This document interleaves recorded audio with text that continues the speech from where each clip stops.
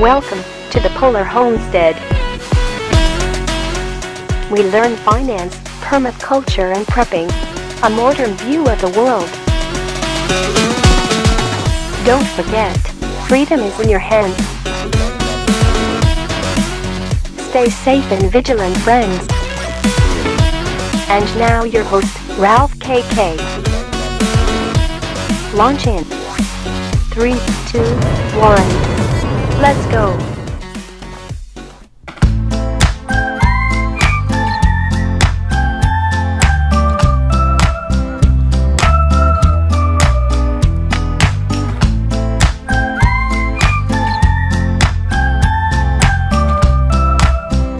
Hello and welcome to the podcast. It's me, your host Ralph KK, from the North Pole in the summer. Today we have a special guest, Christine from Norway. How are you, Christine, today? I'm fine. I'm enjoying these last days of summer. Tell us about your summer. What do you do during the summer? I don't know. For me, this summer was pretty boring. I didn't travel anywhere, so I just stayed home. At least I have my own garden just to enjoy these last sunny days. So I was just painting, doing some work in the garden. So it was acceptable, I guess. Acceptable. Why you didn't travel anywhere? What was stopping you from traveling? I could say there are different reasons. First, because of the situation in general, I don't think that maybe it is not completely safe right now, and also the mood of the people with all of this situation, their mind, I don't know, it's just polluted, and everybody's kind of angry, kind of sad. So it's just not that much fun to travel right now. Yeah, in general, if you are in Europe, it is not safe to travel. And a lot of people, they don't understand how delicate the situation is. That everything is so tense between the three biggest world powers. Everything is so tense that any minute, a big conflict could just break out. And you are on the beach somewhere, Spain, Greece, and whatever, and then you see in the distance mushroom clouds going on everywhere. Then what are you gonna do? And a lot of people they just don't think about it. They just think about the now, the moment, just to kind of enjoy themselves, go to the beach to eat fish, to sunbathe, whatever. But they don't understand how complicated the situation is right now. You can think of this situation, I suppose, from two point of view, from two sides. First, of course, it is not safe, and in the long term, it is better to stay home and think about your own security. But from other side, we don't know what just the next day will bring to us. So maybe this is our last day. So it is. I suppose we cannot say for people in general. It is the choice of every single person. Depends what your life is for you, whether you live just one day and enjoy it, and tomorrow you just accept what is coming, or stay secure. But maybe we are not able to travel safely, not this year, not next year. So you cannot say that this is completely right or wrong. So this could be the last summer of civilization before the apocalypse. Exactly. What is your favorite post-apocalyptic film that you've watched? I need to think about it. I can answer this question maybe later, in the end of this podcast. You have never watched this film called The Road? With this guy from Lord of the Rings, Virgo something. He was the king. Do you know this guy? From Lord of the Rings. Yeah. Okay, so there is one film called The Road with this guy as the main character, yeah? So the film is about, the Earth, there was solar flares, and the solar flares, they destroyed all the electronics on Earth. And there was fires and stuff, so complete collapse of civilization. And there was like some people who was left alive, and they're like struggling and trying to survive on Earth after civilization. And life, it is like very tough. There is nothing left of civilization, so like everybody just like roaming around, and there is no food. And you know what happened? They became cannibals. They are eating each other. You are talking about films, and I just remembered this new game about the cats. Like when just people, they were just gone from the earth already, and there are only robots and these cats on the surface. So it's also like interesting that our knowledge, our culture was almost completely lost after some kind of apocalyptic event. So like the idea of apocalypses is like present in our mind constantly, as if we are afraid of it, or as if we are conscious that it is coming for us. Yeah. And just recently we replayed also this game, the Death Stranding, and at the end it was that extinction. It is opportunity for humanity to find like some inner resources and rebuild our lifestyle. So maybe we have in some kind of scenario the same. So like we should see it an opportunity to improve us as humans and be more kind to earth and to each other. And did you follow my advice? Did you start growing your potatoes? I gave this to experts in our family who can do it better than me. Today, it is August 17th of the year 2022. While civilization still exists, and I have my crop of potatoes ready. I grow my potatoes in containers, so each container is like 50 liters of dirt, and I have something like 7 to 10, let's say 10 containers of potatoes, and my crop, it is ready. And do you know when potatoes are ready to be harvested? I mean, the plant of potatoes, when is it ready to be harvested, do you know? Around the beginning of September, no? The last days of August, beginning of September. You can literally plant potatoes the whole year. So and the growing period is something like 3 to 4 months. And the time when the potatoes are ready to harvest, it is usually when the plant becomes yellow. When you see your potato plant turn yellow, it is the time. So the potato plant, it is green. So when it turns yellow, it is wilting. So when the potato plant turns yellow, you just cut it. Then you wait something like 5 to 10 days, and you go take out your potatoes and you get your crop. And I was checking my crop, and I have like huge, big, tasty potatoes to be ready to be harvested. But if I'm not mistaken, with this method, when you put it in some kind of containers, you put dirt on top each time when the green plant come out, no? Yeah, but the potato plant itself, it has like a life cycle, so it cannot grow more than 4 months. Because then it wilts, regardless of if it is hot or cold or wet, whatever. The potato plant will just wilt because it reached the maximum possibilities in this year's cycle. So it becomes yellow, it wilts, and then the potatoes, they will go into dormancy, or you can harvest them. So you were just talking that the plant itself becomes yellow. So how can you understand if it's ready or not? Just counts in time? No, the plant becomes yellow and it just dies. There is no more plant. There is only the tubers in the dirt. Yeah, but you put dirt each time on top, so you don't see the... This is during the growing period.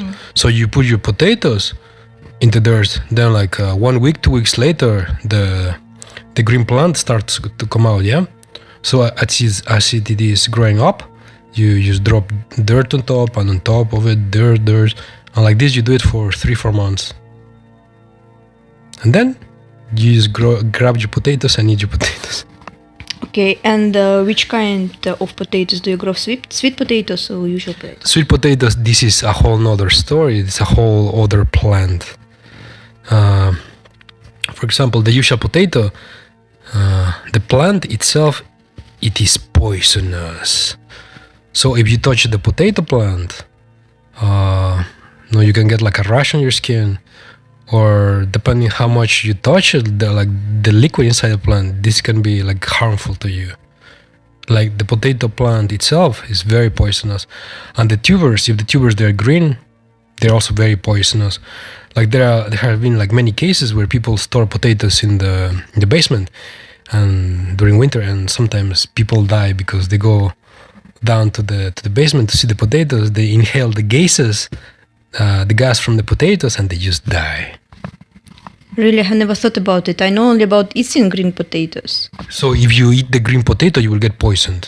And if you store like a big amount of potatoes in the basement and they became green, they will produce a gas, and this gas will kill you. There has been like many cases about this. Oh my goodness, you're just crazy about the possibility of dying. Like, I think that to die, like, the percentage, like, the possibility to die from the gas of potato, it's 0.000 something, you know? It is actually very common. It's like a very common thing to have a potato poisoning. It's very common. So usually especially in children, because their weight is not so much, so children are more likely to get poisoned by potatoes. Okay, I will not check it. Like, I just believe you about this. So what about your potatoes? You grow both and sweet potato? What's the name of the scientific name? But the sweet potatoes, the sweet potatoes, they are a different plant. They are called sweet potatoes, but they are not potatoes themselves. They use a tuber called sweet potatoes. So the plant of the sweet potato, this is not poisonous. You can eat it. Even you can eat the young green growth, the young leaves of the sweet potato. You can eat it. You can cook it. It tastes something like spinach. Did you know this? I just don't like sweet potatoes in general. This is some kind of strange half fruit, half vegetable for me. So I just this flavor is not for me, not my favorite. So. But the sweet potatoes, they are, I would say, like very user-friendly in case of in a survival situation, because as they are not poisonous, you can grow it inside your home or in your balcony, and because it is not poisonous, you can just have this sweet potato plant there just growing, and it will give you tubers, and you can live from these tubers, and they are usually very, very productive. They can eat or use like a lot of fertilizer. So you put your tubers, you just drop dirt on it, and you keep feeding it like every 2 weeks. Give like a bunch of fertilizer, and in 3 months you're gonna have a huge sweet potatoes that you can eat. Okay, in case I will be starving during apocalypse, I will come for you for your sweet potatoes. In the upcoming apocalypse, which might be coming pretty soon. I hope not. Hopefully not. Hopefully not. So, a little bird told me that you are now also a podcaster. Is this true? Did you become a podcaster? And it's such a serious word. Yeah, like I have my podcast. Maybe this is not the first job I'm doing, but when I have free time, I decided to share with people some of my tricks, techniques, and in general talk about artists' lifestyle. So like I decided that maybe it would be interesting for some people. Actually, I've heard your podcast, and this is more about psychology than anything else. But like you just have to understand like that the artist's mind, it is not a common thing, yeah, and also to stay in some kind of this like artistic to keep this artistic thinking, to be able to create something new, you have to use different psychological tricks to be productive. So like because of this, some parts of this podcast, like it's really about psychology, which helps me to keep myself fit, like about to not to get too much depressed or. So you mean that people who are preparing for the apocalypse, they should listen to your podcast, because this is about self-improvement and self-relaxation. Yeah, I'm not pretending to be some kind of a famous psychologist or like expert about psychological things. Yeah, I'm just like busy with this, and I know which kind of stuff, which kind of techniques they work for me.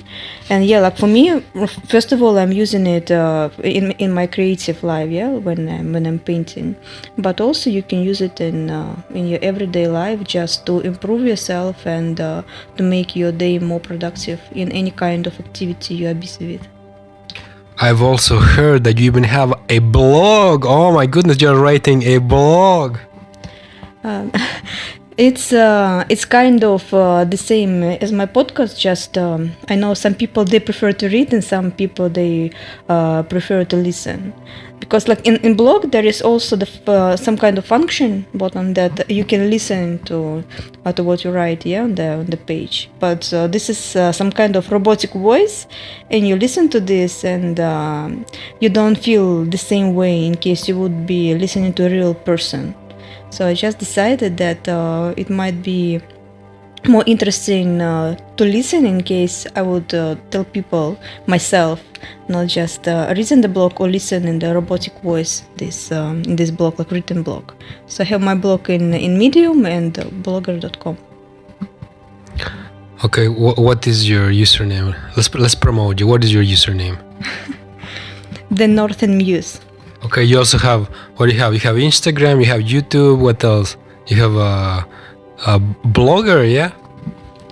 Yeah, like in YouTube, I'm the Northern Muse, and my blog it is the Northern Muse Art Cafe. Okay, so people should search for you as the Northern Muse all around Instagram, YouTube, and blogger if they want to learn about psychology, self-improvement from a feminine perspective, yeah?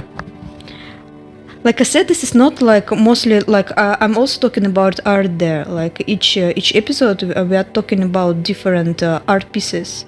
So like it is not completely about psychology. So like.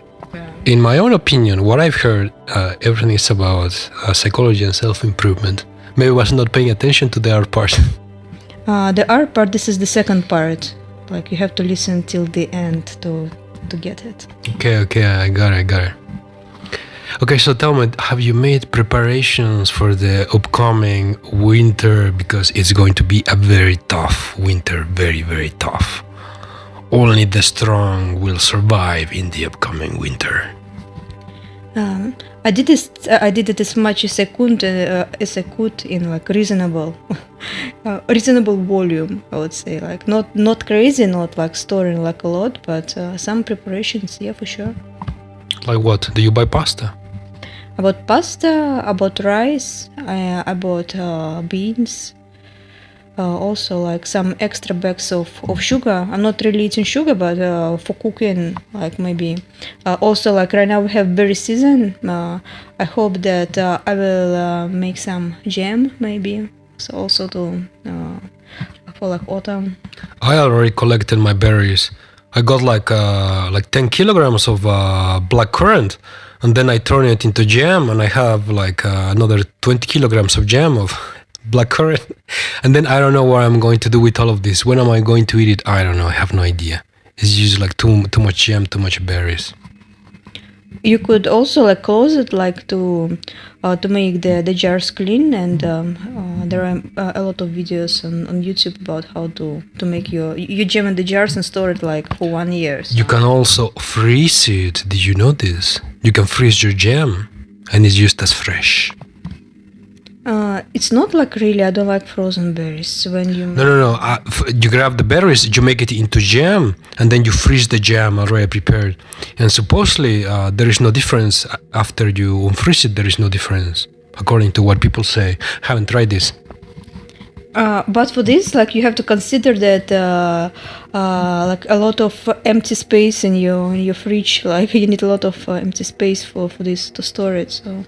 I suppose it's more convenient to keep it in the jar somewhere in a cold place in your house, on the ground. So. It depends how much work do you want to do, how much free time to do this you have, because it does take like some effort to can your jam. Also, like if you like freeze it, like you freeze like a big portion, you have to consider that you have to take out small portions to not to take out the whole thing, because how can you're gonna eat the whole bag of. No, this is why you have like small glass containers, and you put your jam in small glass containers, and then you just put the containers in the freezer. Can you imagine how much space does it take in your freezer to have such a like huge space there? I don't. I have like usual fridge. You could make like a you could grab like one big compartment and then put in there like 2 levels of your jams. And the rest, like for your everyday life, like chicken and stuff, we're gonna put it. So you take one jar as you are using it every day. I suppose you just don't know what you're talking about. You're delusional. I know what I'm talking about for sure. I don't want to argue with you about this, but the space. It is just the point of view of the masculine mind versus the female mind. In the masculine mind, everything it is possible like this. The female mind, they cannot conceive such a construction inside the fridge.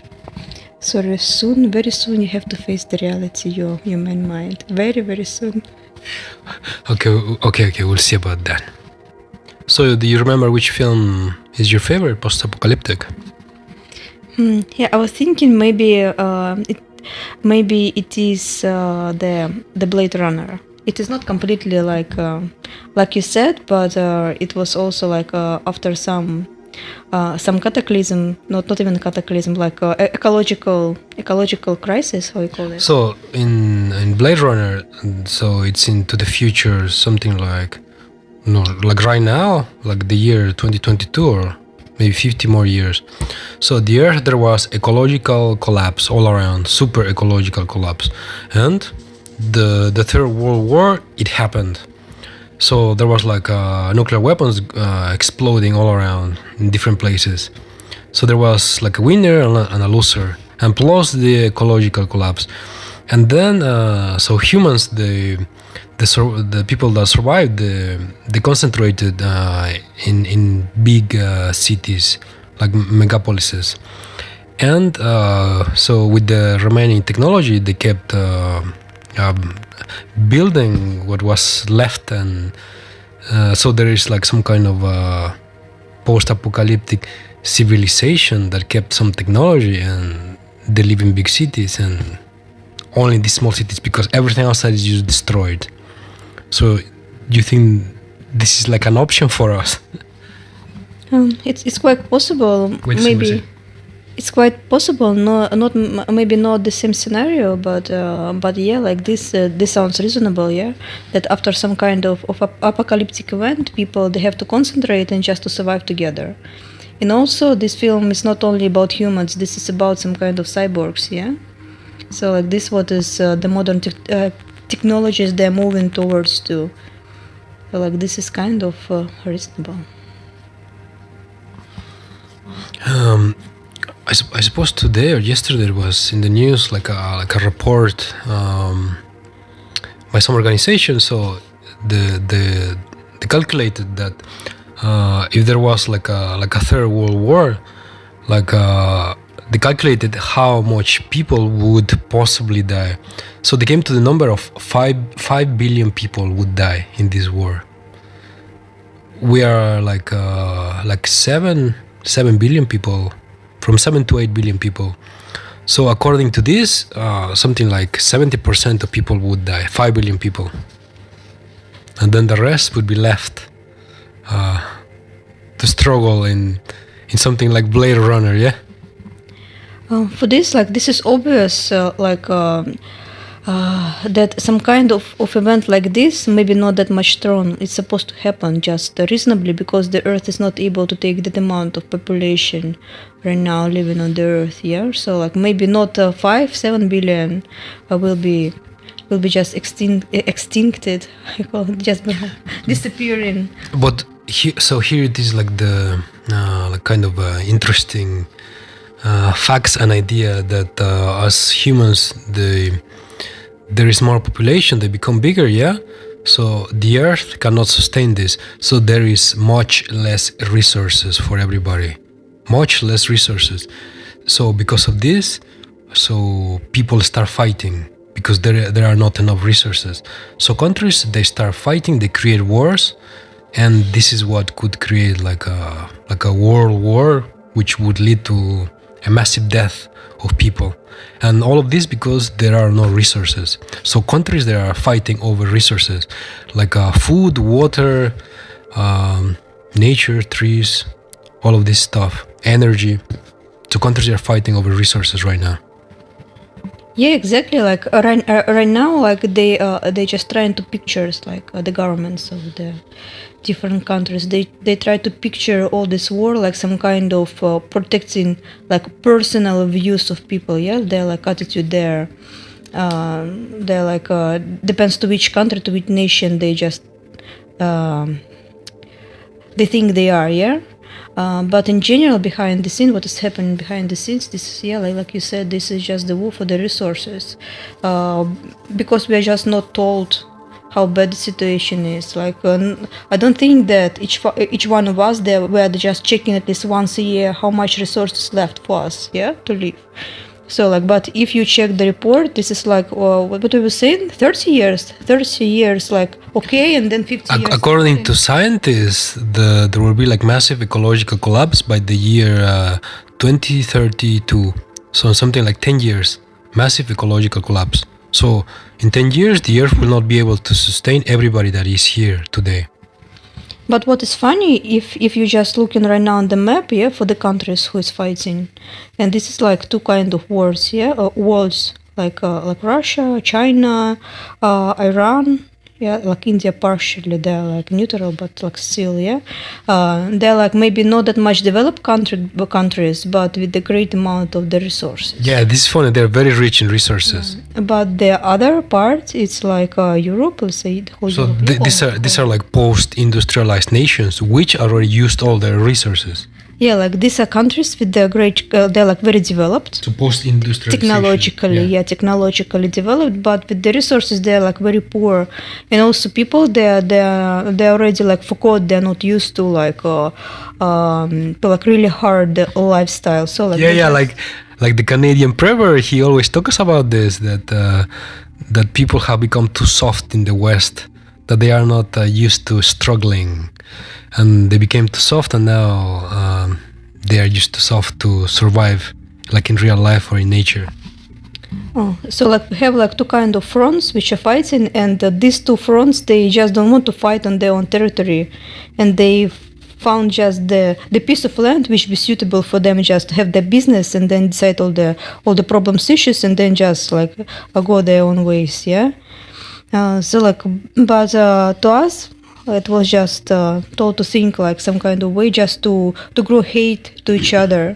But I think that for real, this like really, like you said, that this is just war for the resources, because just like you can be very developed, like to have all these super machines, like devices, but without resources, just basically without food, with all this technology, you will not survive. This technology would not feed you. Sorry, like 3D printer cannot make you eatable hamburger yet.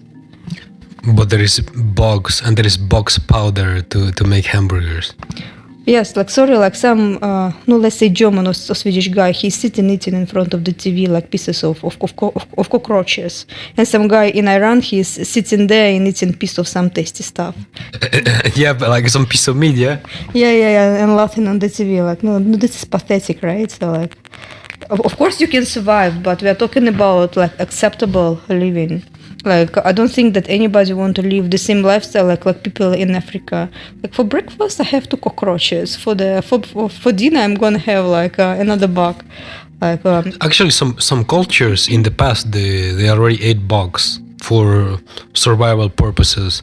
Usually like in the jungle, like East Asia, Africa, South America, like a lot of tribes they already ate bugs to supplement their diet. Because usually in wilder conditions it's difficult to get meat, to get protein.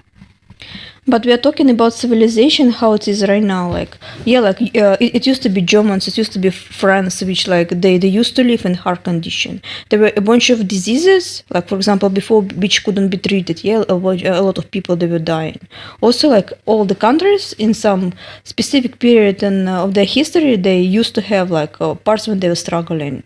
But the point is that it was very long period of peace, and also they had opportunity to grow their economy and improve their lifestyles. And right now it's very difficult to come back to something what make them uncomfortable.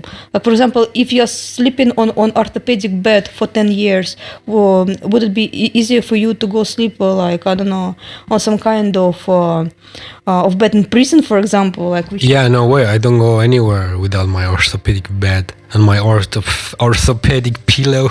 So, and you're talking about the guy who was like eating in the restaurant some kind of delicious piece of salmon, or like so juicy and an amazing piece of Argentinian steak, for example. And but come on, with all the science, all the technology, they can create a fake meat grown in the laboratory. So you can go eat your steak with a fake meat. It's like 3D printed with molecules, particles, cells grown in the laboratory, 3D printed, and you will eat it, and maybe you will not know the difference between something 3D printed or if it is natural or not. You will not know it. Okay, like to answer to this question, like also like two kind of answers. Yeah. So like first, about the amount of population which we have right now in Europe and USA, yeah, like not let's say developed countries. Like, will you be able to print these steaks for all this amount of people, like with acceptable price? No, that's not so cheap, but acceptable price? I don't think so. Yes, it's very cheap to 3D print it actually. And also the population in Europe and the USA, it is declining. It is not growing.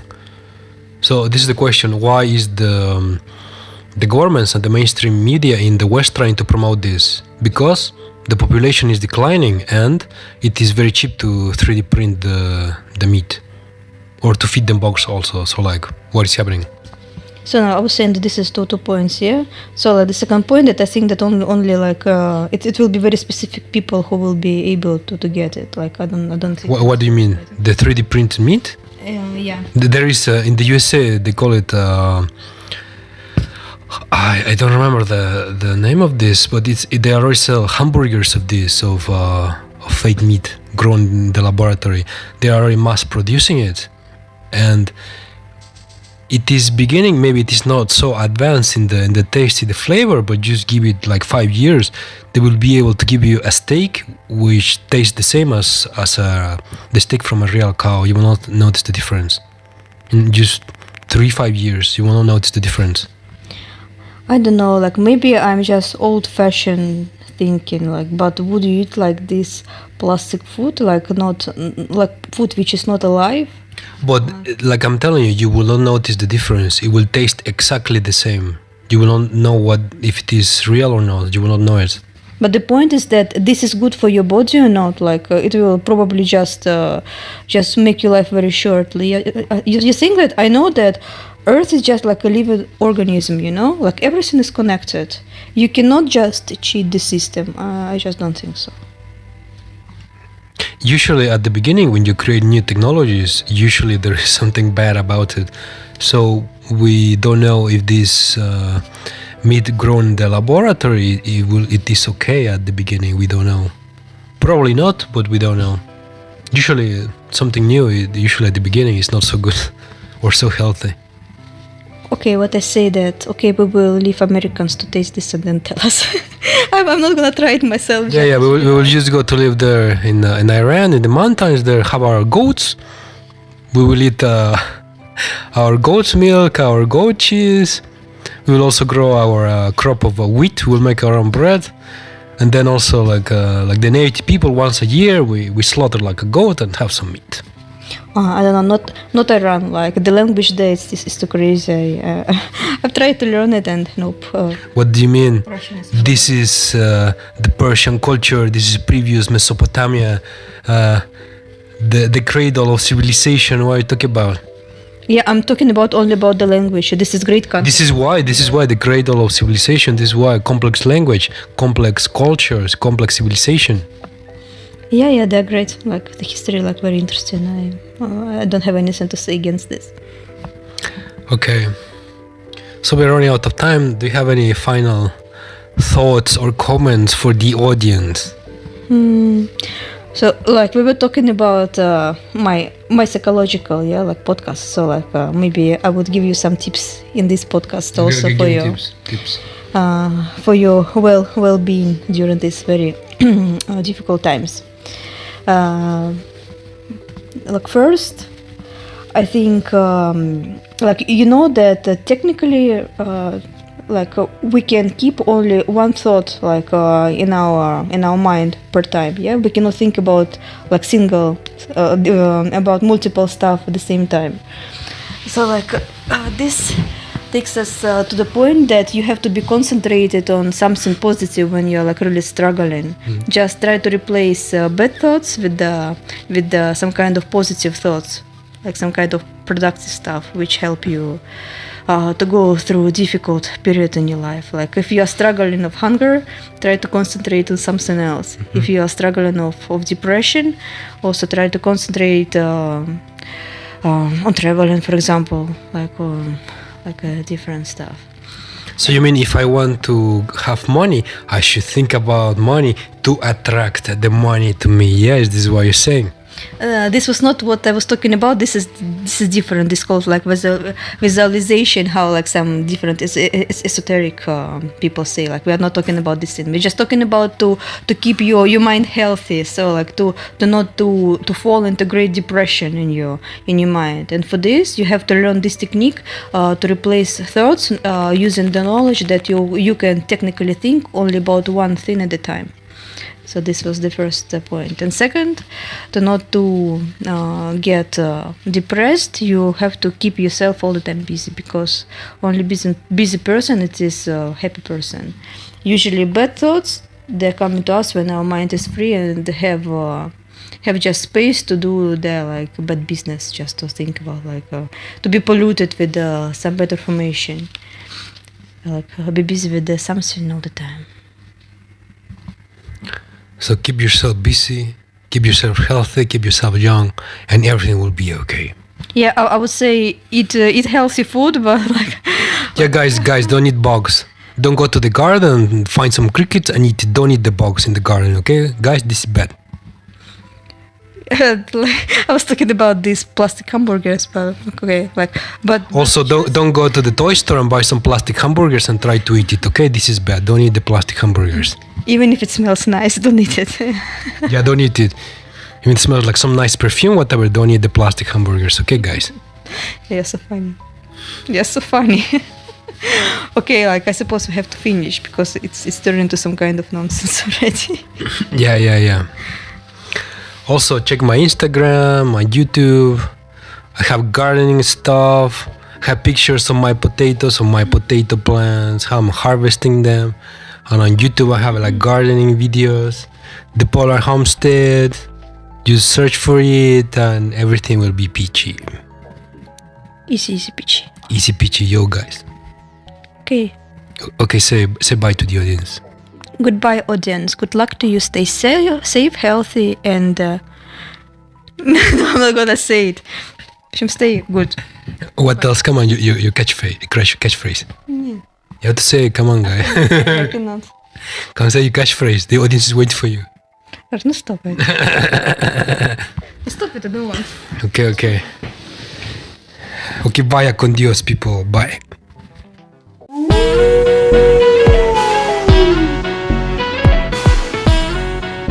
Welcome to the Polar Homestead.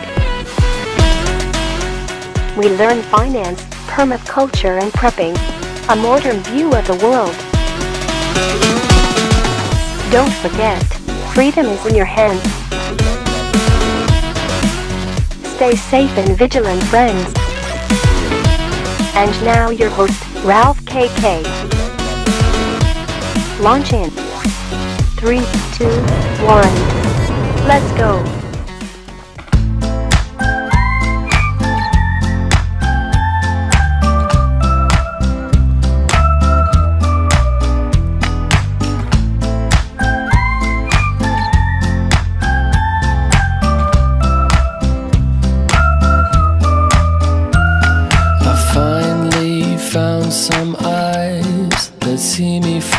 inside. Nothing left to hide, not even from myself.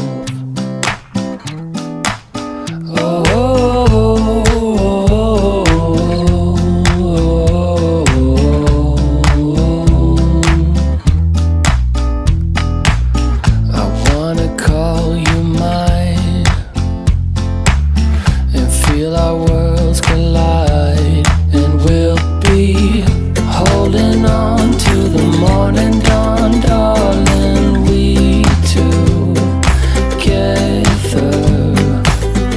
holding on. Tell me what you want, darling. We together, you and me.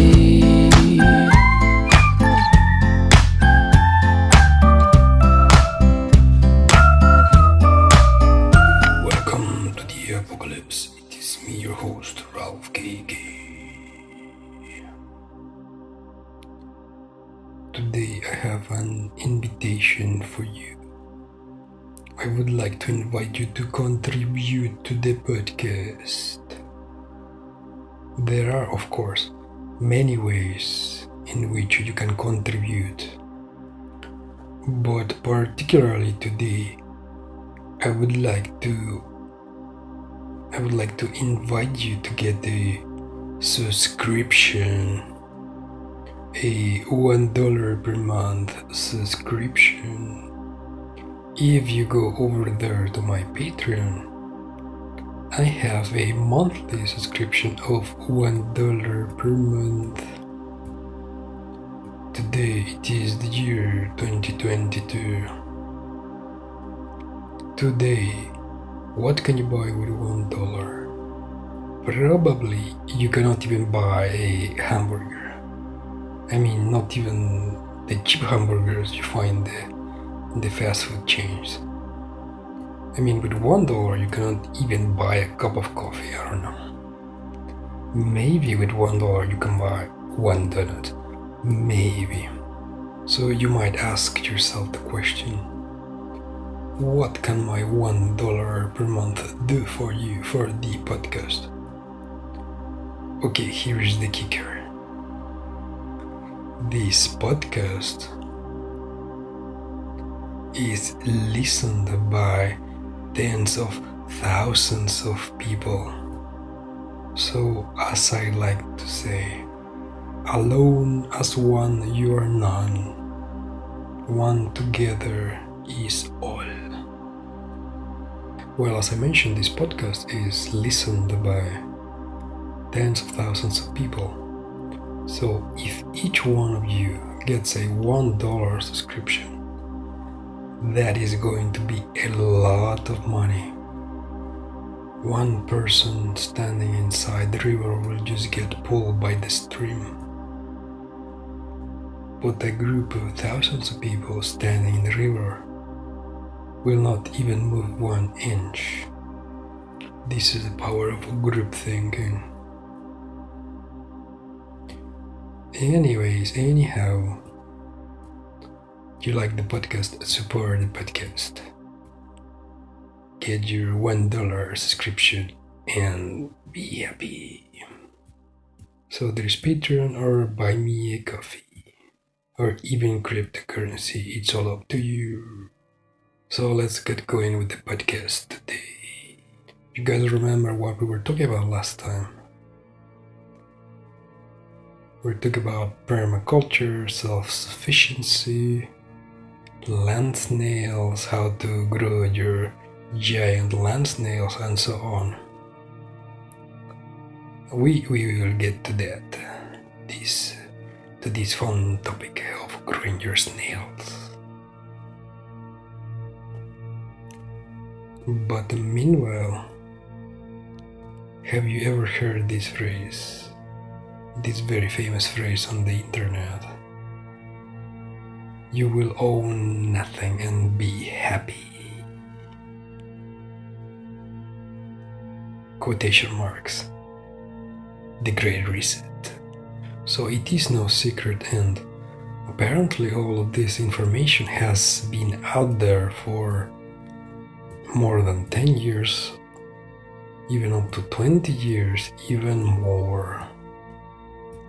The WEF, the World Economic Forum, they are pushing for this agenda of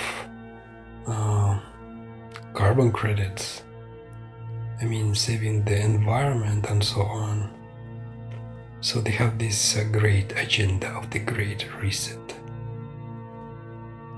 And in the past, they talked about it like publicly. They even posted their documents online. I mean, everything was very open until today, when everything is happening already. So these documents, they are no longer on the official website. You can still find these documents on the internet.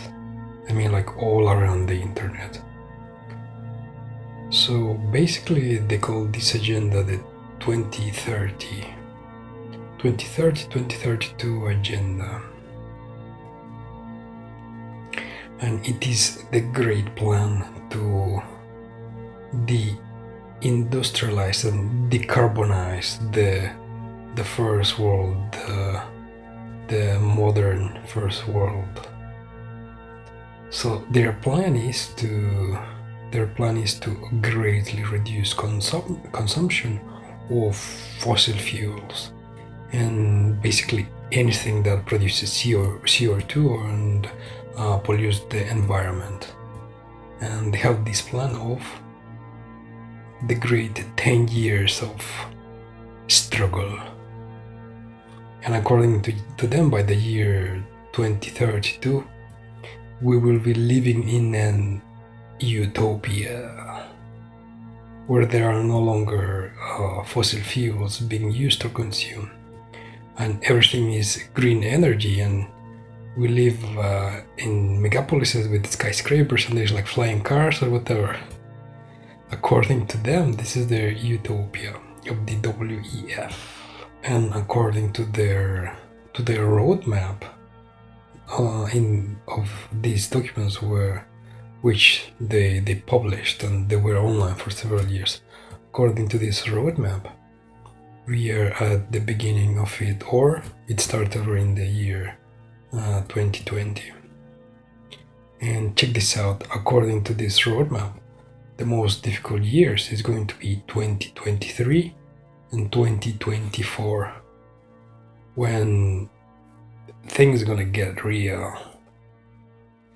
And the SHTF is going full swing mode completely.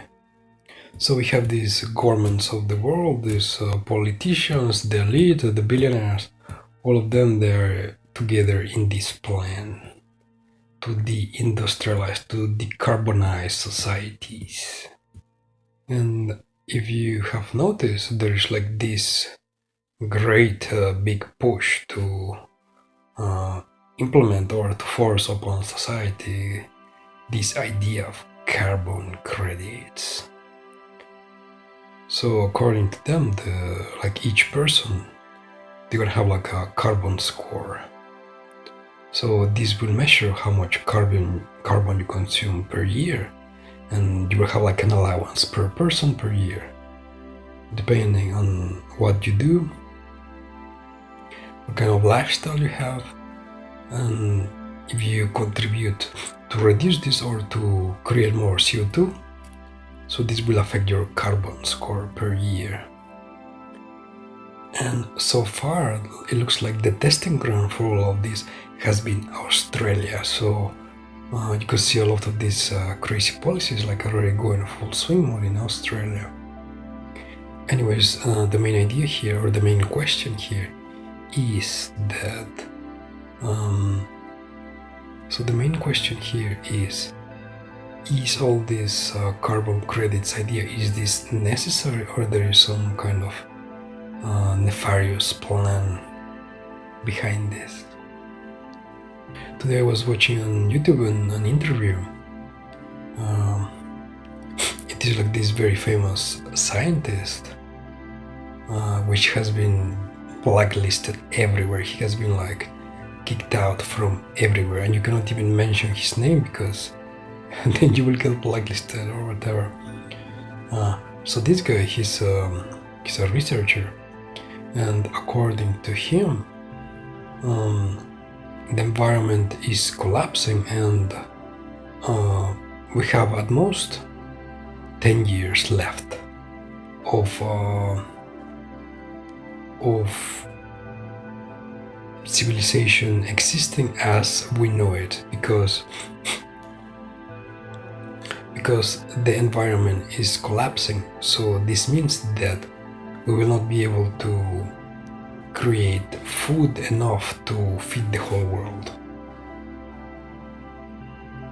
If we cannot produce food because of we have a bad weather, bad environment, so then there is going to be a lot of hungry people, and then we'll see the, you could say, collapse of countries, collapse of societies, because so people will start rioting.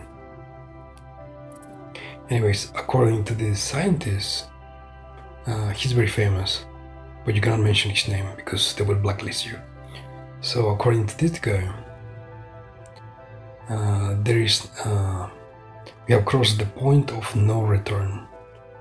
So we can expect at least, at most, 10 years left of the world as we know it today. And according to him, like environmentalists and the governments, the politicians, the whatever, they all know about this, and they know that the clock is ticking, and they know that life as we know it today, it is going to collapse. But although he's like a very famous voice in this topic, even before he came out with the data, there were other people saying like the same thing or similar things, but they put like a more modest timeline. They put a more modest timeline. So they put the complete collapse of civilization in a longer timeline, up to, let's say, the year 2050, 2070. So we have still 40 years left of the world as we know it.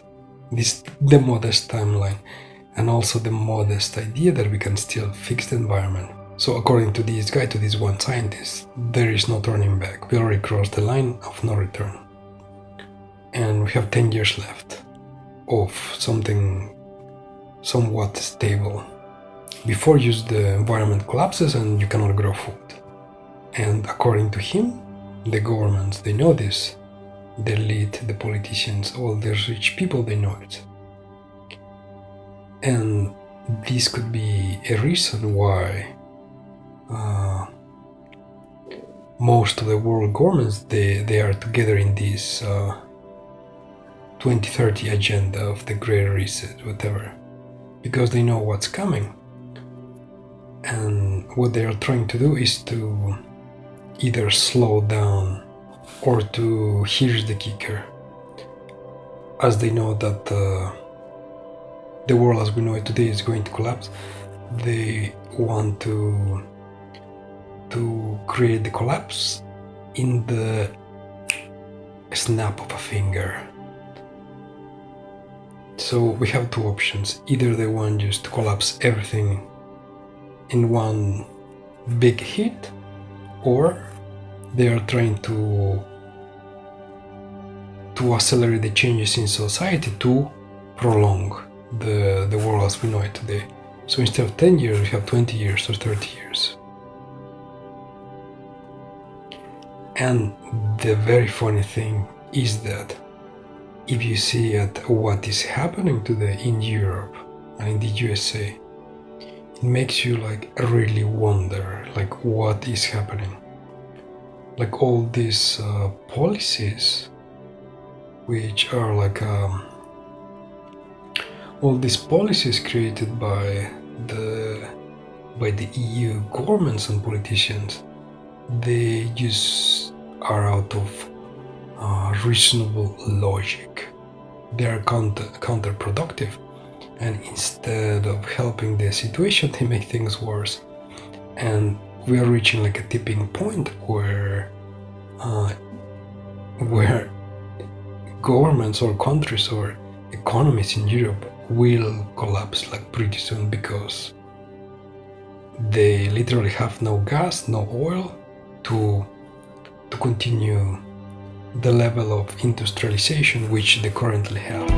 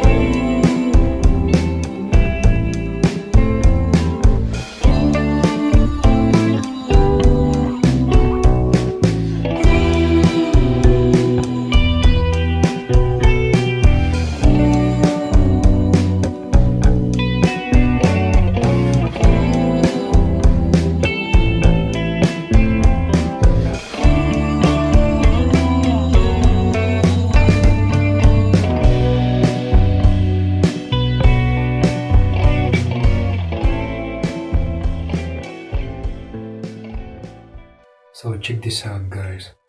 In Europe we have several politicians which are creating policies that go against the will of the people, against the wishes of the general population.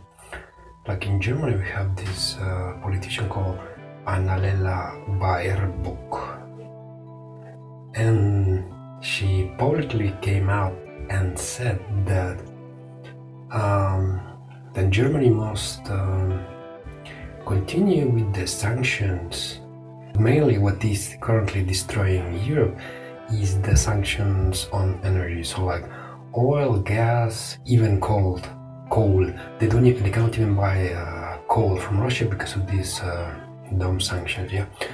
Okay, so this politician called Annalena Baerbock, she came out and said that it doesn't matter what the German population says or wants. It doesn't matter what the people that voted for her want. And she doesn't care about what the general population of Germany had to say about the sanctions, because it is her choice to continue with these sanctions, regardless of the high inflation, the high prices in energy, like oil, gas, and coal. Yeah, regardless if this winter you're going to be cold and maybe dying a frozen death in your apartment, it doesn't matter what the German people say, because according to her, these destructive policies, they must continue.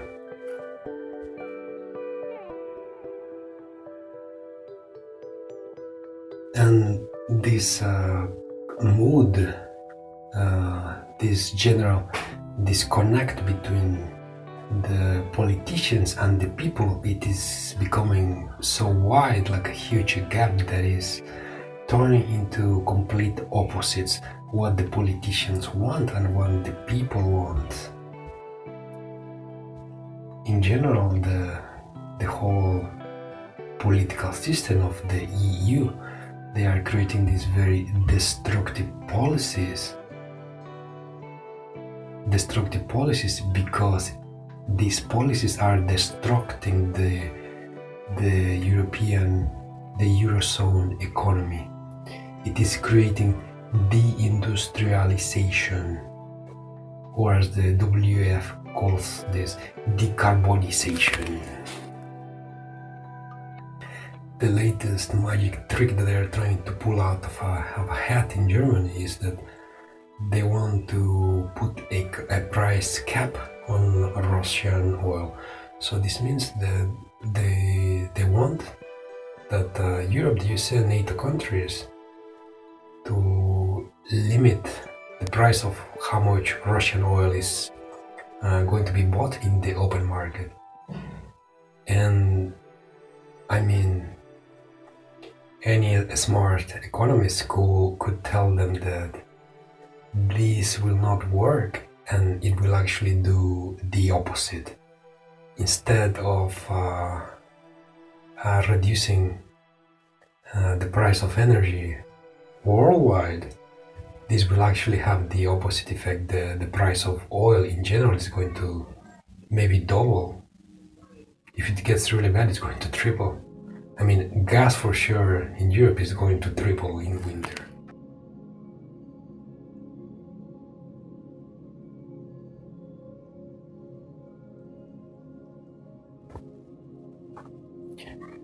I'll tell you an example that I like to always say or discuss with my friends or group of people. Like, let's say you live in a neighborhood, yeah? You have many people living in the neighborhood, and you like to barter trade between your neighbors, yeah? So then I have like a neighbor a couple houses down the road, and I like to buy potatoes from him, yeah?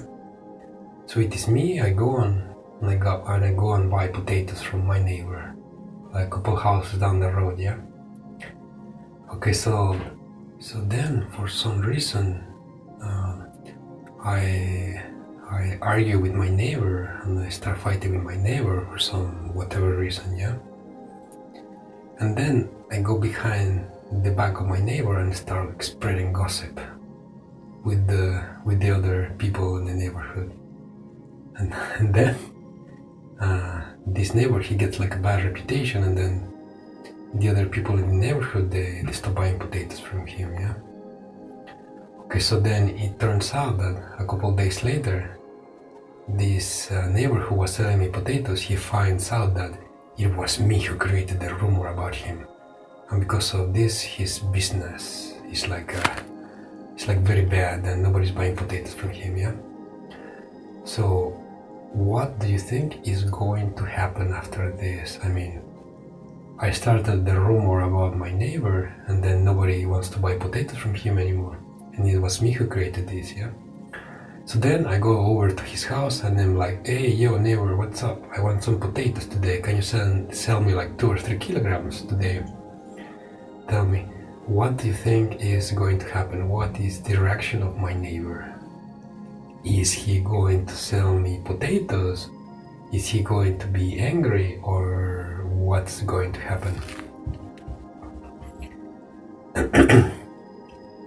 And the funny thing here is that, check this out, I am like a potato eater. Like most of my calories, they come from potatoes. So I greatly depend on my neighbor to sell me potatoes. If I don't get my potatoes, I cannot eat. Because most of my calories, they come from potatoes, yeah? So I go to my neighbor, I ask him to sell me 5 kilograms of potatoes. And then he says no, because he's angry. He says, no, I'm not going to sell you any potatoes. And then I start acting like all surprised, like, but how could you do this to me? You know, I buy potatoes from you. I depend on you for the potatoes. I mean, what am I going to do now? So then basically now, after I spread all these rumors, then my neighbor, he will sell me potatoes, and then I'm in a bad position because I got all my calories from these potatoes that I eat that I used to get from my neighbor. So this is the same situation in Europe.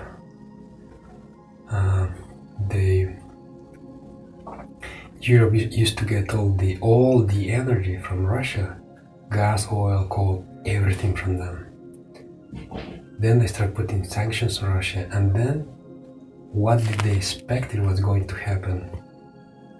I mean, after all of this, did they expect Russia to continue selling them gas and oil and coal? I mean, this was pretty obvious, pretty predictable what was going to happen. And the worst thing is that Europe was not prepared at all to replace Russian energy. They had zero alternatives. And the most ridiculous thing is that probably they knew that to replace these sources of energy from Russia, it would take them 5 to 10 years to replace them. I mean, this affects how long it is going to take to replace these sources of energy. So the question is, did they know about this, or they were just stupid enough to not think about it? I mean, people in general cannot be so stupid not to consider what was going to happen. I mean, if you're going to go on a rampage against your neighbor, you should be prepared for the consequences. You should be prepared to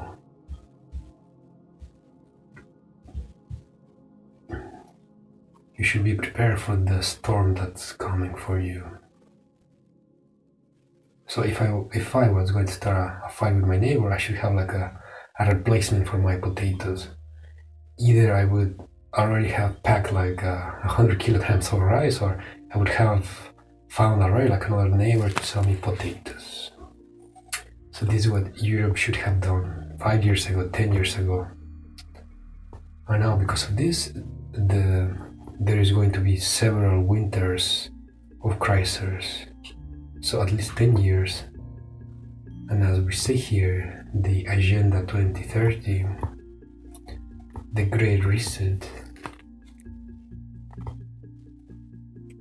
the new beginning of a decarbonized Europe and decarbonized West.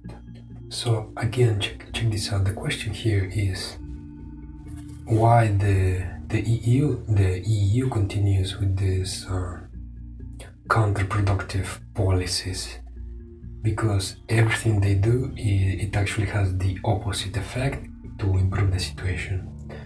And it looks like as if they are trying like really hard to deindustrialize Europe, deindustrialize the Western world. I mean, it looks as if they are trying really hard on purpose to do this. Then the question is why? Why are they doing this? If you notice, or if you have heard about what has been happening in the Netherlands for the last month, 2 months, the government came out like really hard, and they are trying to take away the land from the farmers. So they are trying to state laws to take away the farms, the land from the farmers, so they cannot grow food anymore. Again, this is counterproductive. Why are they doing this in a time when the whole world needs food, when the whole of Europe needs food, needs energy? Why do they do something which is counterproductive? And here's an interesting fact for you. The Netherlands, up to last year, it was the #1 exporter of food worldwide, according to statistics. So according to statistics, the Netherlands was or is still the #1 exporter of food to the whole world. So then the government comes out and they try really hard to reverse this. They take away the land of the farmers and they try to reverse this. Why? Why are they directly attacking the food supply? Well, you see, in difficult times, it is not good for the government to have people who have access to cheap food, to cheap energy, to cheap things. You want the population to depend on you. So in case you need to give them some orders, they would agree to this. So you want to create dependence. If you have cheap food, cheap energy, cheap oil, cheap stuff, if everything cheap, the population has options and then they don't have to listen to you. But if you create dependence, if you create a situation where food is very expensive, where energy is expensive, where stuff is very expensive, then the population is in a really bad position, and then they depend on the government. I mean, if you look at history, if you look at the past, most authoritarian governments, they like to keep a population dependent on them and very well controlled. They don't like freedom. So you could say that the West is moving towards something more authoritarian, which is not what it used to be before. And then check this out, my own personal opinion about what's happening and what is going to happen is that we are moving towards some dystopia. The West, NATO, the Western countries, they are moving towards some dystopia. My favorite example would be if you have ever watched the film The Hunger Games, or if you read the book The Handmaid's Tale, or you watched the TV series of The Handmaid's Tale. In these two universes, there is the world, and it is a technologically advanced world. And what happened there is that the USA or Western governments, they became authoritarian regimes where, I mean, like very advanced technology, it exists, but it only exists for the very wealthy and for the people in power. This means politicians, government officials, the billionaires, and the friends of the people in power. Also, this technology and this high quality of life, it only exists for these people. And this is the 1% or maybe 5% of the population, and then everybody else, the rest of the population, they live like peasants, like a peasant existence. Peasants which live to serve the people in power. And so if you watch these films, these TV series, these universes, the people, they live like, I mean, the peasants, the civilians, the general population, they live like farmers, or like a very simple lives. And the only thing they do is to create, to work, to farm, or to produce stuff for the ruling class. And this is two universes in a future dystopia, or maybe a present dystopia, what is happening right now. So what if the West is moving towards something like this? That the people in power, they are secretly creating some kind of Western world that keeps the 1% living a comfortable life, while the rest of the people, the 99%, they live like peasants, a simple life of servitude to the ruling class. I mean, if you see what's happening today, right now, this is what it looks like. Countries, I mean Europe at least, it is deindustrializing. The average people, it is the people that are going to suffer. And those people in power, the politicians, they will not feel it. Because they have a bunch of money, they can still pay for the high energy bills, for the very expensive food, they can just pay for everything because they have the money and they have the power. But the rest of the people, the peasants, those are the ones that are going to suffer. So if you have not watched this film, The Hunger Games, I highly recommend you to watch it. It is a mirror, a reflection of what the world is turning into. I mean, maybe not in such an extreme way where there is Hunger Games, but this future dystopia of how modern feudalism has been implemented. We live in in the film, people live in a super high-tech modern world where the ruling class, they enjoy all the privileges of a very advanced society, while the peasants, they live like peasants. They live in wooden houses. They eat porridge for breakfast. They have they don't even have healthcare. If you get sick, you might just die of a cold or something. I don't know. Sounds pretty horrific, but I mean, we could be going to something like this. Even in this film, I mean, the Hunger Games, the ruling class, they have a abundance of food, abundance of energy, high-tech toys. Even they have they even have life and health enhancing medicines to live longer. All while the peasants, they live pretty dull, boring, painful lives, and they die at 30 or something, I don't know.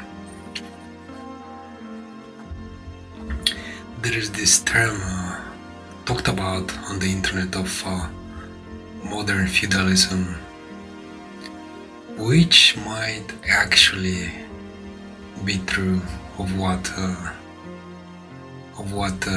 people, I mean, what the governments in the West, they want to do. If you've ever heard about the Great Reset, their catchphrase is, "You will own nothing and be happy." And according to the documents that they published the past 10-20 years, so the idea is by the 2030, usual citizens in Europe, they will live some kind of nomadic lifestyle where they own nothing. They just go around in let's say government-owned places, facilities, houses, apartments, jobs. So they live like nomads according to these documents. So people, they go, they check in into an apartment owned by the government. They stay there, they can sleep, they can eat food for free according to what's in your quota of carbon credits or whatever. So you can eat, you can sleep, you can, I don't know, use the appliances, play video games, listen to music, whatever. Go go work in a part-time job implemented or given to you by the government. And as the catchphrase says, you owe nothing, but you are happy. So you live a nomadic lifestyle in cities where you go from place to place doing whatever you want. You live a meager existence. I don't know. I mean, you should really check out all the stuff on the internet about this topic. And the documents, even though they were deleted from the website, I mean the PDFs, you can find them online. And there is a big accurate description of what these people they want to do by 2030. So Agenda 2030. Also, you should check out this book or TV series called The Handmaid's Tale. The author is Margaret Atwood, if I'm not mistaken, Margaret Atwood. So you should check it out. It is also something similar, like so according to what's in the story in this world. So there was some kind of revolution in the USA, and then some extremist ultra-Catholic group took power. And then they have an authoritarian government, where also the 1% they live a very, very comfortable life with all the privileges and comfort of high technology, a high technological life,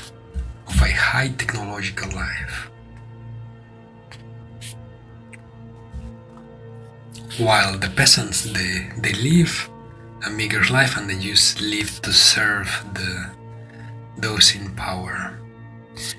And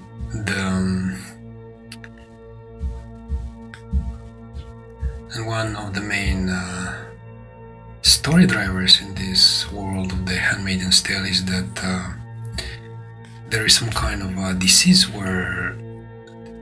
or something that makes women not being able to get pregnant anymore. So there is a few women who still can have children, but there is a very small minority of women who can have children. And therefore this drives the whole society to find these women who can still have children. But anyway, you should check out these two stories and have a glimpse into what the future might hold for you. Also, another cool film to watch is The Road. So this film, The Road, it's a very post-apocalyptic glimpse into the future. In this universe of The Road, there is just no civilization at all. Everything collapsed, and people, they just wander around trying to survive, and it's just complete chaos and anarchy. So let's say this is going to be your homework for today, to have a glimpse into the future so that you might be better prepared to survive the apocalypse. This of course includes how to grow your own giant land snails from Africa.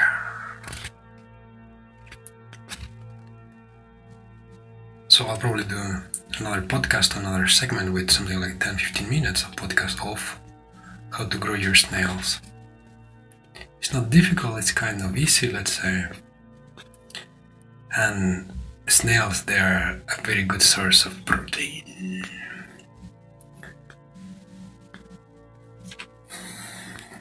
So don't forget, if you're interested, support the podcast, get your $1 subscription, or just make a one-time donation with this website, Buy Me a Coffee. So the link's in the description. Contribute if you like the podcast, and I'll see you next time. And don't forget, I will be here with you during the apocalypse and after the apocalypse.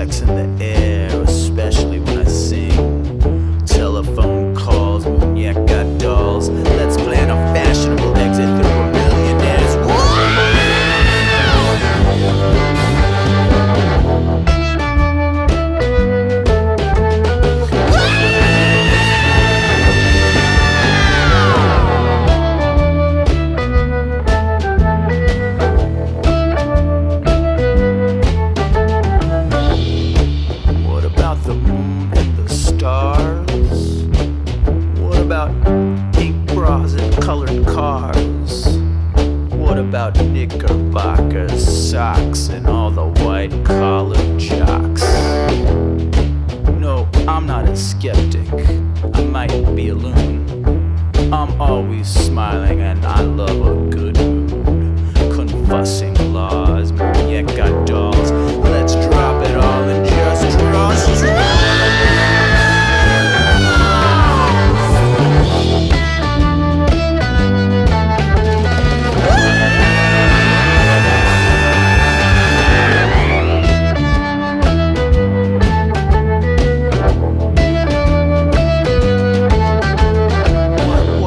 What about a black sheep in a human herd? What about ribbons and bluebirds? What about innocence in the eye? Makes me start to cry. I'm not a Frenchman, I'm not a maniac. I'm simply the epitome of a romantic. Conical bras, muñeca dolls, Pinocchio, Barbie, and Ken should be locked in the ground.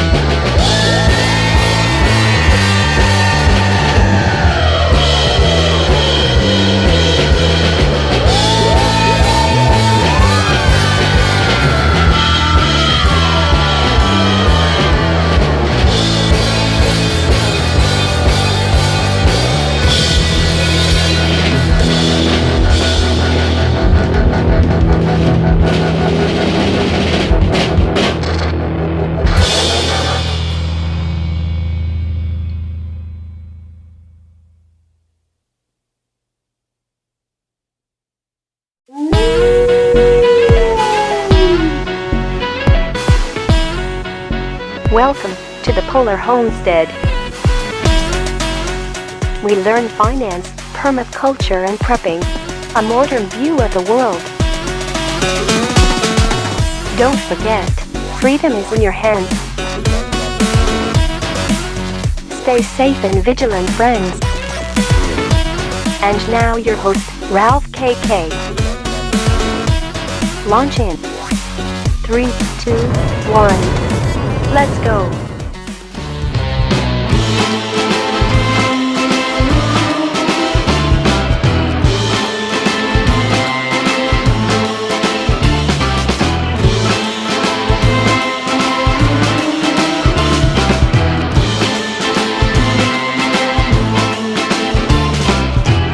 At the gallery, I tried to buy a glass of wine.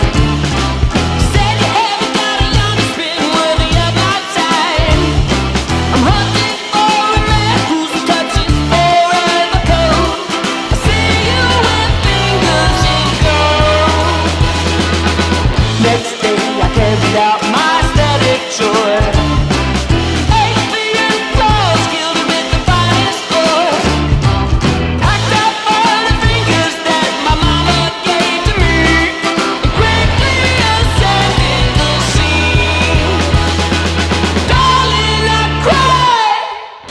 Hey, it's me, your host Ralph KK. Welcome to the apocalypse. What a beautiful morning today. September 14th of the year 2022.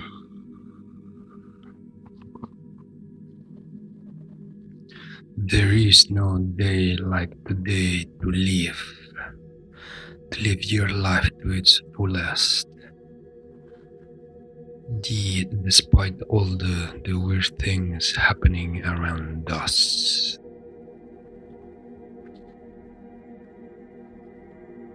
By the way, guys, did you know that in England we have a new king? Did you know this? Sometimes years pass by and just nothing happens during these years. But sometimes the events of years happen in days. This is the life. So last week at the same time, we got a new king, a new prime minister. All while at the same time, the economy of the United Kingdom is being decimated. It is collapsing. Not only the United Kingdom, but also Germany. Like the economy of Germany is completely destroyed because they have actually stopped the flow of gas to Europe, to Germany, to zero. Can you imagine this? Just around zero. And this is just before the winter. I mean, what are people going to do? How are people going to survive? I have no idea. Because in Germany, the weather can get quite cold. So it does go to minus, so it goes under zero. There is snow, it is cold, and mostly the houses in Europe, they are not entirely made to be completely insulated. So the materials and the way that they are constructed, it lets some air to come in the house, so that kind of the house is breathing. It is a different method of construction to that of Nordic countries, which live next to the almost next to the North Pole. Yeah, so the construction of houses in Nordic countries, the houses, they are completely insulated, so there is no breathing, so that all the heat is kept inside. So the houses in Germany, they are not entirely insulated, and this way the houses can get cold or very cold, so you need some kind of heating inside. And as you might have heard, there is an energy crisis in Germany and all of Europe. So how are people going to heat up their homes? I've got no idea.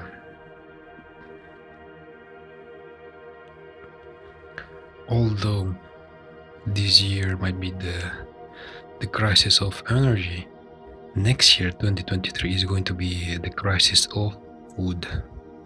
So this is why you want to be 2-3 steps ahead of everybody else. Like this energy crisis that is unfolding right now, a lot of people, or many people, could see it far away in the distance from back at the beginning of the year. January, February, March, earlier this year, people already saw the coming energy crisis. And today, you can see in the distance the coming food crisis. Because this year everything was like so chaotic, so terrible, so there were not enough crops grown, and the crops they were not plentiful. There is actually much less crops harvested this year than compared to previous years, and that means that the supply of food is going to be much less next year. So starting 2023 we will see like a food crisis, and it will keep growing until we have crops, new crops, which are usually grown in summer. So from January till summer 2023 we will see this food crisis starting to unfold. That's why the best time to prepare it is today. Buy your pasta, 100 kilograms of pasta. Pasta lasts 20 years, so you cannot lose if you buy pasta. And then start growing your potatoes. Potatoes, they give you food in a 1-to-10 ratio, so you put 1 potato and you can expect to get 10 potatoes in return. If you take care of your potato plant, you fertilize it, then the conditions are good.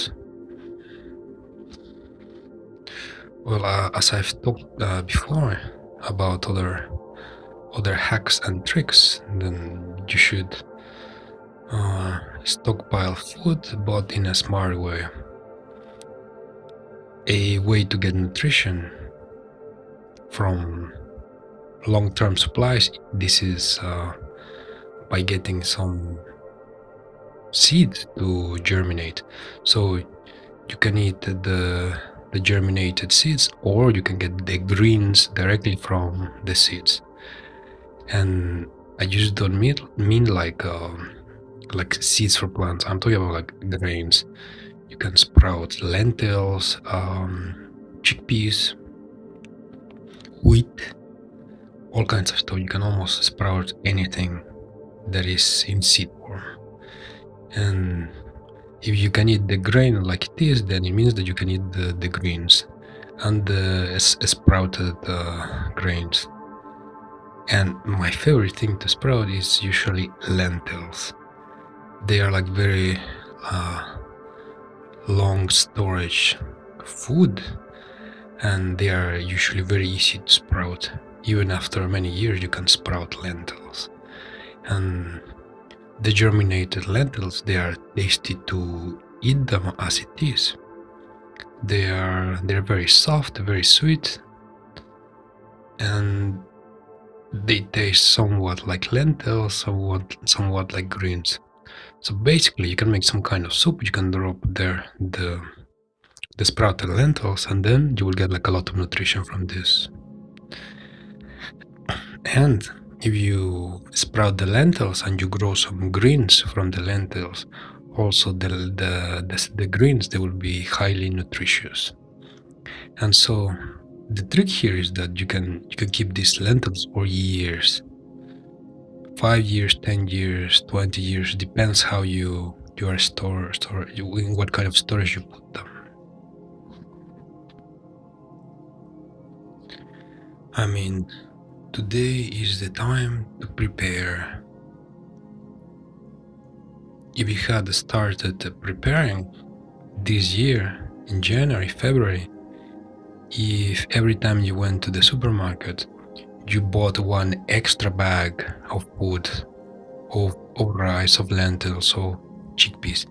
If each time you went to the supermarket, you bought just one extra bag, from that time till today, like 1 year, you would have already got like a big supply of food, which could last for a couple months, maybe years.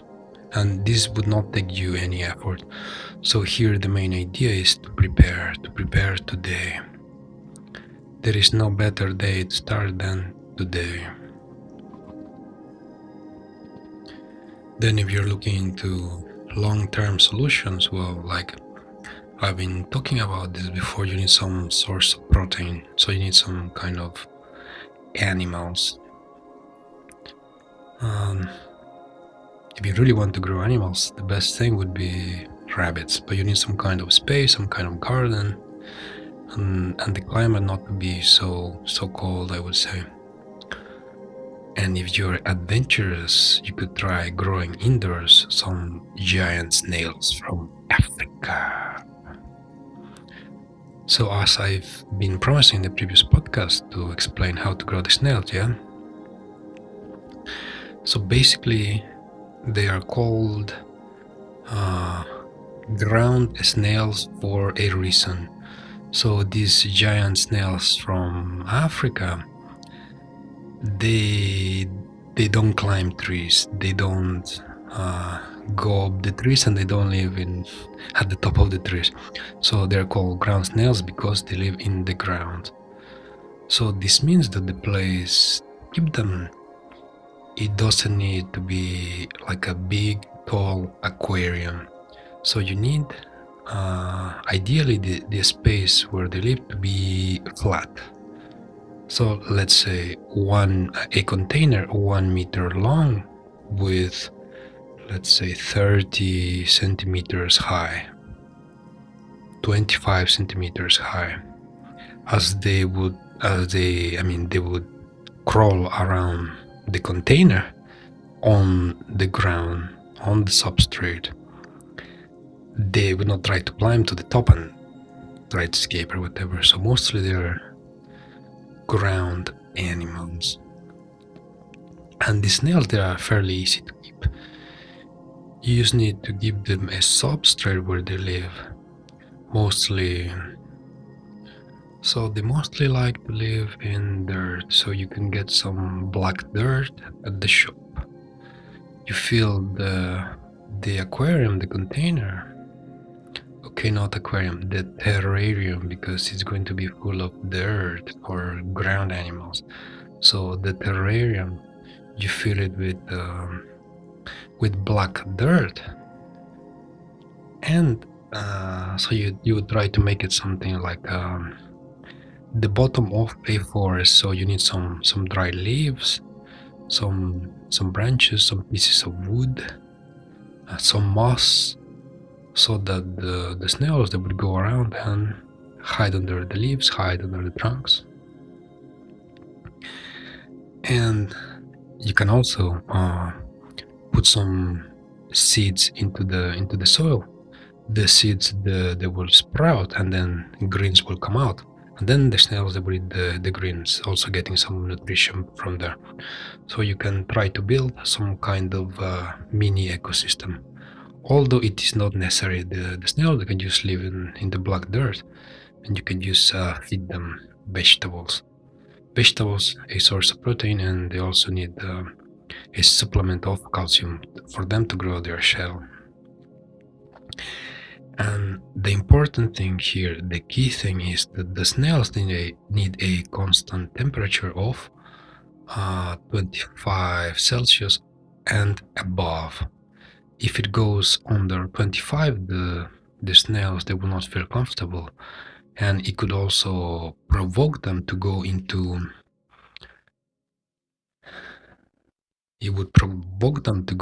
hibernation. as if they think winter is coming, so they go to sleep for a couple of months and then they come back when it's really hot. So in their native habitat, the snails, they live in climates which is 35 plus Celsius. So it's imperative to keep the temperature above 25 Celsius if you want to be successful, if you want your snails to grow. And the cycle for snails, it is, for them to produce offspring, it is just crazy. They can produce offspring several times per year, and each batch they can have dozens of little snails. So growing snails is highly productive. Giant African land snails, highly productive food production for the times of apocalypse. You probably will want to go to YouTube, watch some videos and see what these creatures are all about. But like I said, it's extremely easy. It's really easy to grow these animals as a source of protein. So what you want to do is to have some area in your house where you can put something like a metallic shelf to host the terrariums. So you would put several terrariums or containers on this shelf so that they are growing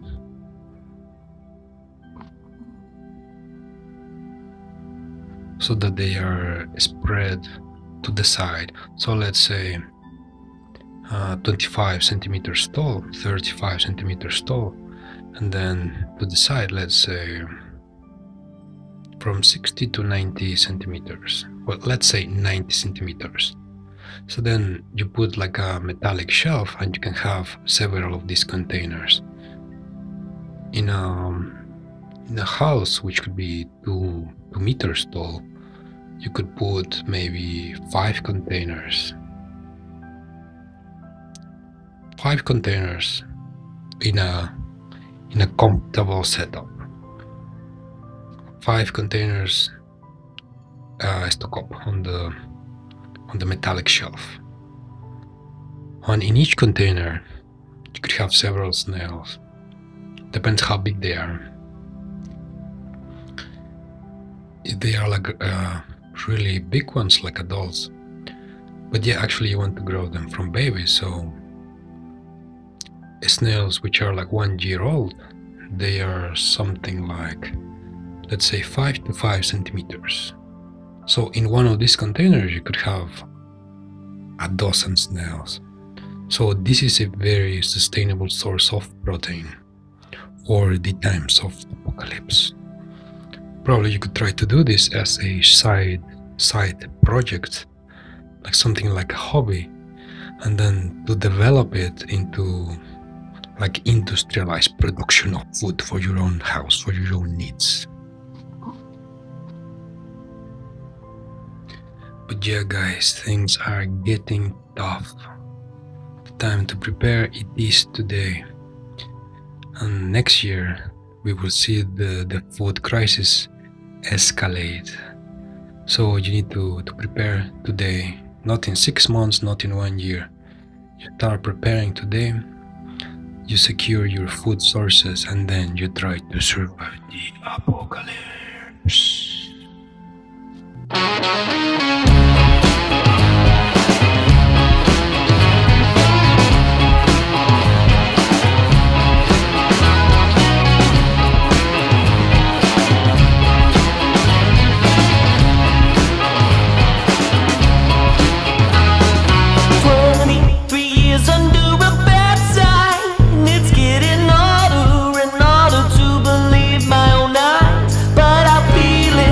Rumbling from the streets to the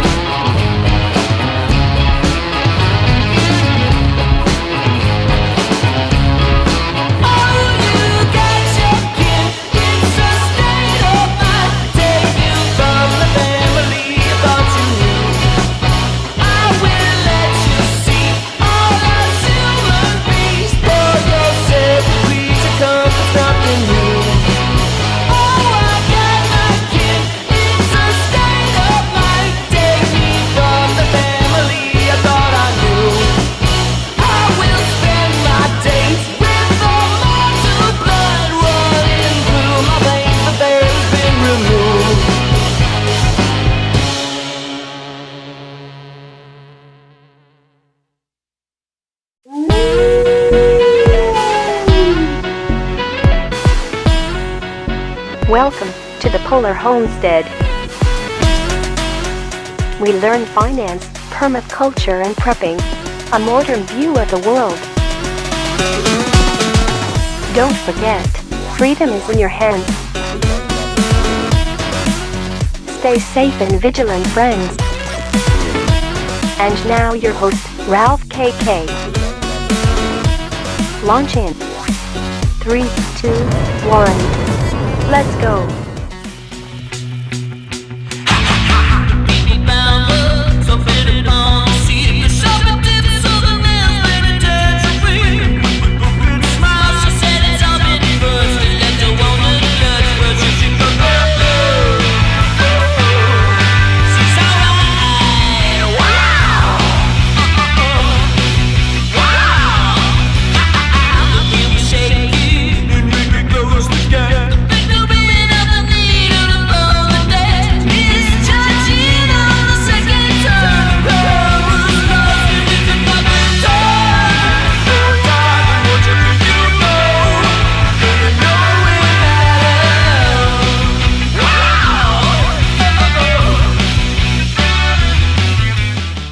Hello and welcome, it is me, your host Ralph KK. And welcome to the apocalypse. Today we have a very interesting show about the collapse of civilization. Civilization. The collapse. Or so they say. Actually, for countries, for nations, for empires collapse, it usually takes many years. In the past, it could take centuries, decades, usually like a very long time. So don't you expect for society and the human civilization to suddenly collapse in one day. It seems that it will be something like a slow bleed, like a slow decay, gradual slow decay. Okay, so check this out. What we see today, it is the result of many years of bad policies. I mean, like the energy crisis we see today. This did not just happen overnight. This took probably 10 years, 20 years to develop into the crisis that we see today. For example, I mean, if you really want to trace the origin of this all the way to the beginning, partially the energy crisis today in Europe, or not partially but mostly, it is because Europe does not have sufficient energy to continue the level of industrialization which they currently have.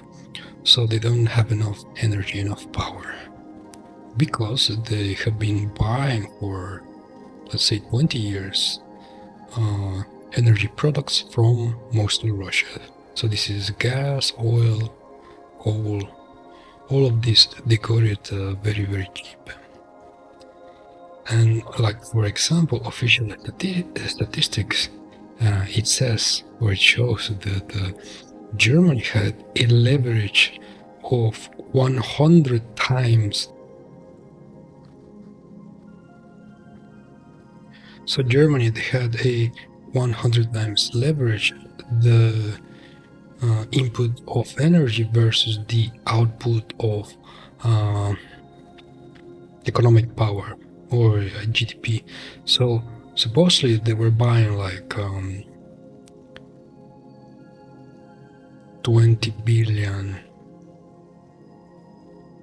So supposedly they were buying per year up to $20 billion of energy from Russia, and the result output this was $2 trillion of energetic output. So this is a 100 times leverage. This, of course, if you look at this from the sidelines, this seems something like insanity. And so the funny thing is that they expect this thing to last forever. I mean, it doesn't take a genius to know that 100 times leverage economic output, depending on a very fragile source of energy, this would put Germany in a great, this would put Germany in a very precarious situation, in a weakened state, with a very big weakness. So check this out. If you want to really trace back all of this to the beginning of everything, you have to go back 20 years, around the year 2000. Around the year 2000, the construction of the gas pipeline going directly from St. Petersburg, somewhere in the area, all the way to Germany through the sea. This pipeline was called, or is called still, Nord Stream 2. Nord Stream 2. It started construction around the year 2000. And the main idea was that the flow of energy, the flow of gas would go freely through the sea all the way to Germany, and then the German dream of almost free cheap energy to continue their 100 times leverage of economic output would be like some kind of a utopia for the Germans, getting all this free energy. Okay, so they were constructing this pipeline for 10 years. Around the year 2010, the pipeline was almost finished. It was something more than 90% finished. But throughout all these years, there were many countries extremely opposed to the construction of this pipeline and for this pipeline to be finished. Mainly the USA, the United States of America. For 10 years they were trying like really hard to stop this project, because it is not good for the USA if there is peace in Europe, if there is peace between Europe and Russia, if everybody gets along, it is not good for the USA, because it puts them in it gives them like a weak hand. They have no leverage over Europe. So it's not good for the USA if Germany is good friends with Russia and they have all this free energy. So for 10 years they were trying to stop this, and after a lot of hard work, you could say, from the Americans. So around the year 2010, maybe a little bit further, maybe 2011, 2012, the construction stopped. Well, okay, it didn't stop, it was paused. And it was mainly because of the objections caused by the Americans. And it was mainly because of the objections raised by the Americans and all these excuses that they had to say to both parties, that they could not do this because of this or because of that. Okay, so by the year 2010, the pipeline was almost finished. It was something more than 90% done. And the Americans had tried really hard, and the project was paused.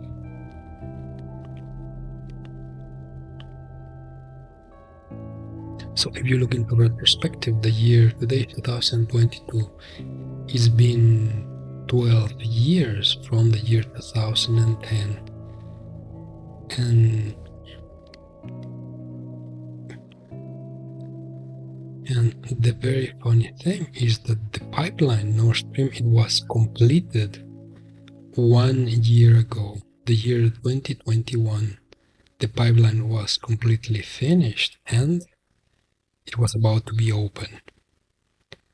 And even though for these also extra 10 years, the Americans, they were finding all kinds of excuses to stop this project, and they were putting all kinds of sanctions on companies that were constructing this pipeline. So literally they were putting sanctions and forcing companies, European companies, to stop working together with the Russians, so this pipeline would never finish. So if you look at this information, they were trying really hard for 20 years to stop this project, 22 years, something like that. And apparently they succeeded, because the pipeline was not opened, even though it is finished. It is completely finished. Everything is completely new, modern, high-tech, whatever. It is finished, but it is closed, and nobody knows if it will ever be open. So by looking at my example, you can see that it was 2 decades in the making for this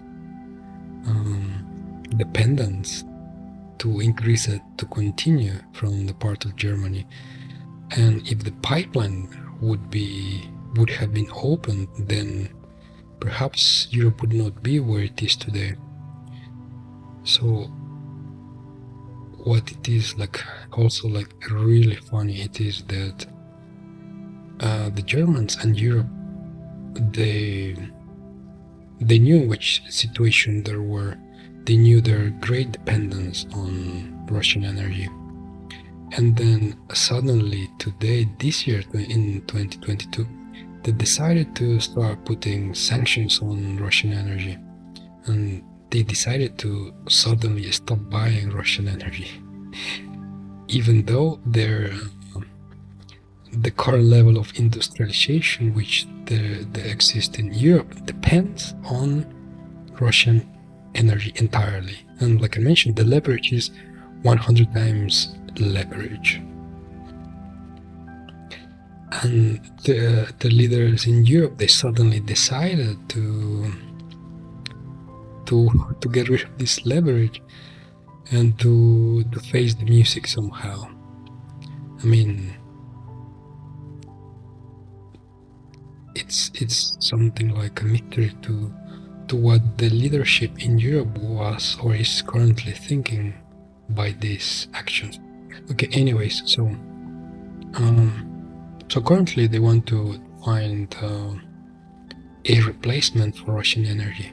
And so the politicians, leaderships, everybody in Europe knows that to replace the sources of gas and to put the new infrastructure and to get everything to the level that it was last year is going to take them something like 5 years, 10 years, if they can find new sources of energy from other countries like Nigeria, for example. They want to buy gas and oil from Nigeria, but the thing is that there is no infrastructure in Nigeria to bring all the gas to Europe, so they would need to build all of this, and it's going to take 5 to 10 years minimum in an optimistic scenario. So I mean, not a lot of people know this, but there is no way to keep the level of industrialization which Europe currently has. There is just no way to keep it. And so when the leaders are telling the population that they are going to somehow magically fix this, they are just lying to the population, because there is absolutely no way to replace the cheap energy that they used to get. And the leverage was 100 times, and there is just no way to replace it. So when this guy in Germany when he goes to his people and he tells them like, hey, you know, this winter you just gonna have to ride it out just this winter and like get some wood and start heating your home with some wood, but like next year is going to be better. So when he says this, he's lying, and he knows that he's lying, and all the politicians know that they are lying, and everybody at the top levels of government, they know that they are lying. They know that it will take 5 years, 10 years to replace this energy, if they can find the replacement. So Europe is about to be deindustrialized. Imagine that you have 100% today, and then tomorrow you will lose 90% of your industrialization because there are no sources of energy. Like I've been watching videos on YouTube of people in, I think it was in Italy, in Spain, in the cafes, in the restaurants.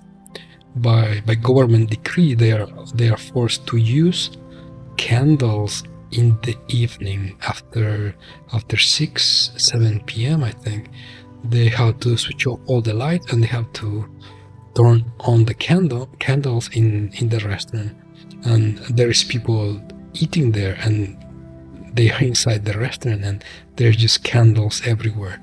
I mean, this is kind of ridiculous. This is something like going back to the, I don't know, to the Victorian England or something, where people used to have candles. And actually in Victorian England, I think that there was electricity already. So this is something like going back to the Renaissance or something. So we're going back 300 years back into the past to a deindustrialized Europe. It's kind of funny and kind of pathetic at the same time. And myself as an European citizen, I completely disagree with the posture of the government. And I think that the current leadership is just doing the wrong things. And when the government, when politicians in Europe, when they clearly lie to your face, they don't have a place in the government. They should be removed, and a new leadership should be found that has answers for the current crisis. So this guy Scholz and his team, I've got no idea what he's doing, because he knows the situation. He knows Germany is about to be deindustrialized, and he knows that it's not only this winter that is going to be cold. It's going to be 5 winters, 10 winters at least, of people burning wood inside their houses, and people having to use candles in the evening to get some light.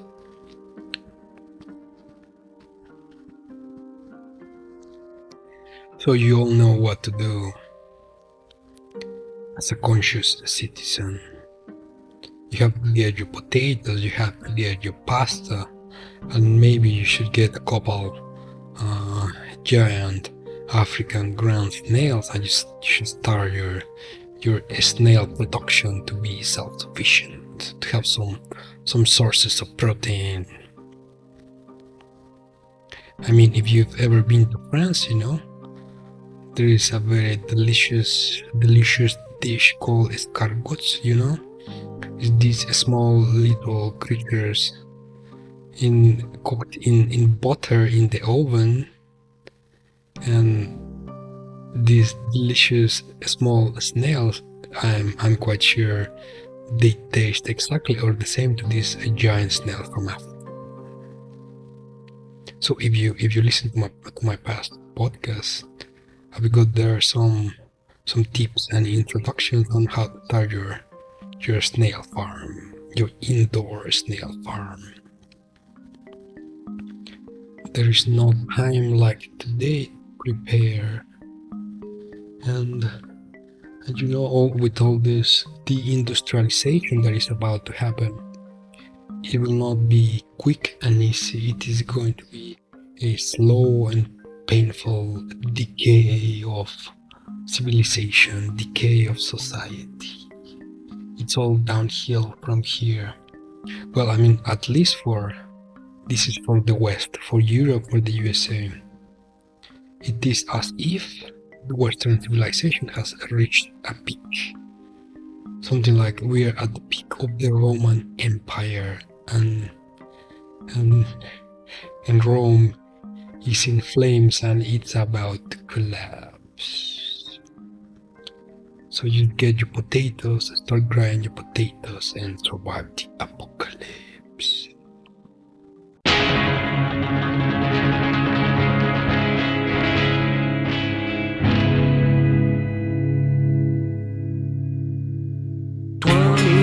Miles from the city of Hades, this Gila monster is feeling its age. It's getting hotter in the trailer, she said. They used to call me the venomous kid. Then the moon will set and the desert will die. Creatures retreat to their burrows and cry.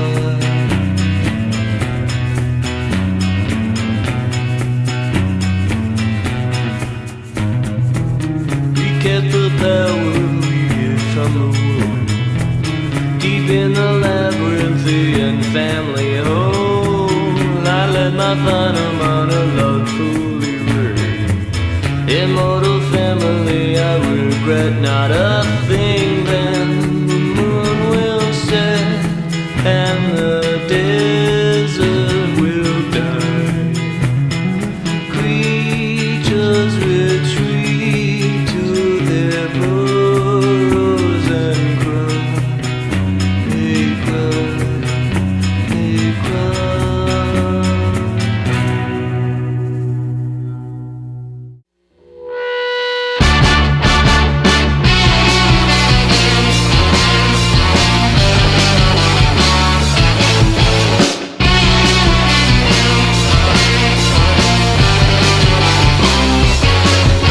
Sign my name in a drop of desperation drips upon the letter to her, my lover's eyes, a requiem for what is gone. Men both marching on their way, a malefica sorrow, and never from the dead will the mortal man escape the terror's close. Flee like the desert sun to a place where lovers lie. Oh, forgive me and take the ancient candy past, little darling. We're on the wilderness at last. Forget about the past.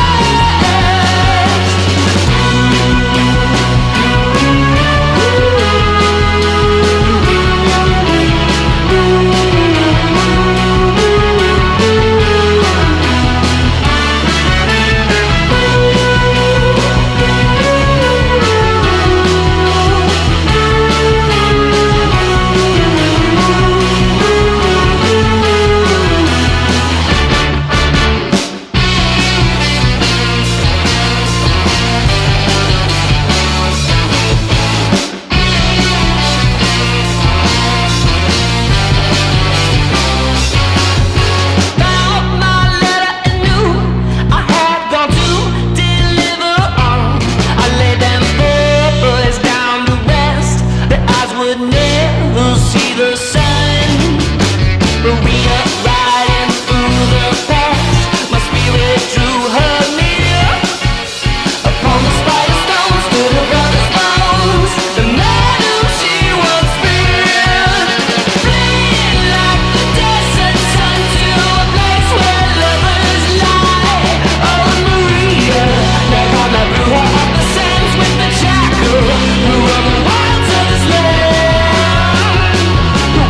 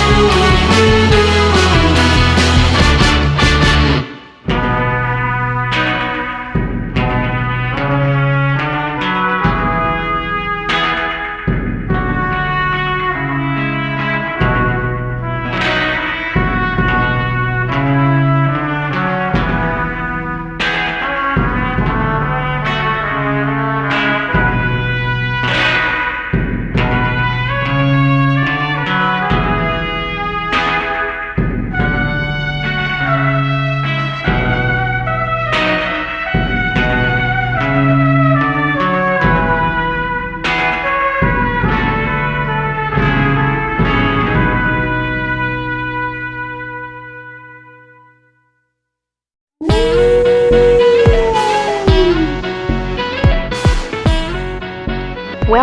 to the Polar Homestead. We learn finance, permaculture, and prepping, a modern view of the world.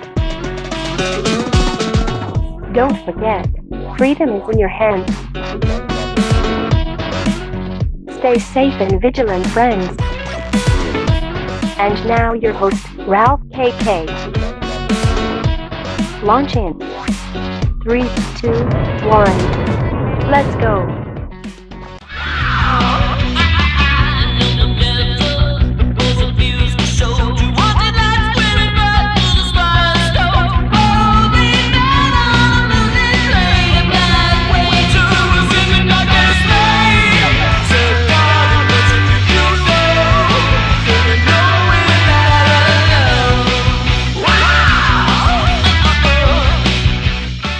My fellow humans, welcome to the apocalypse.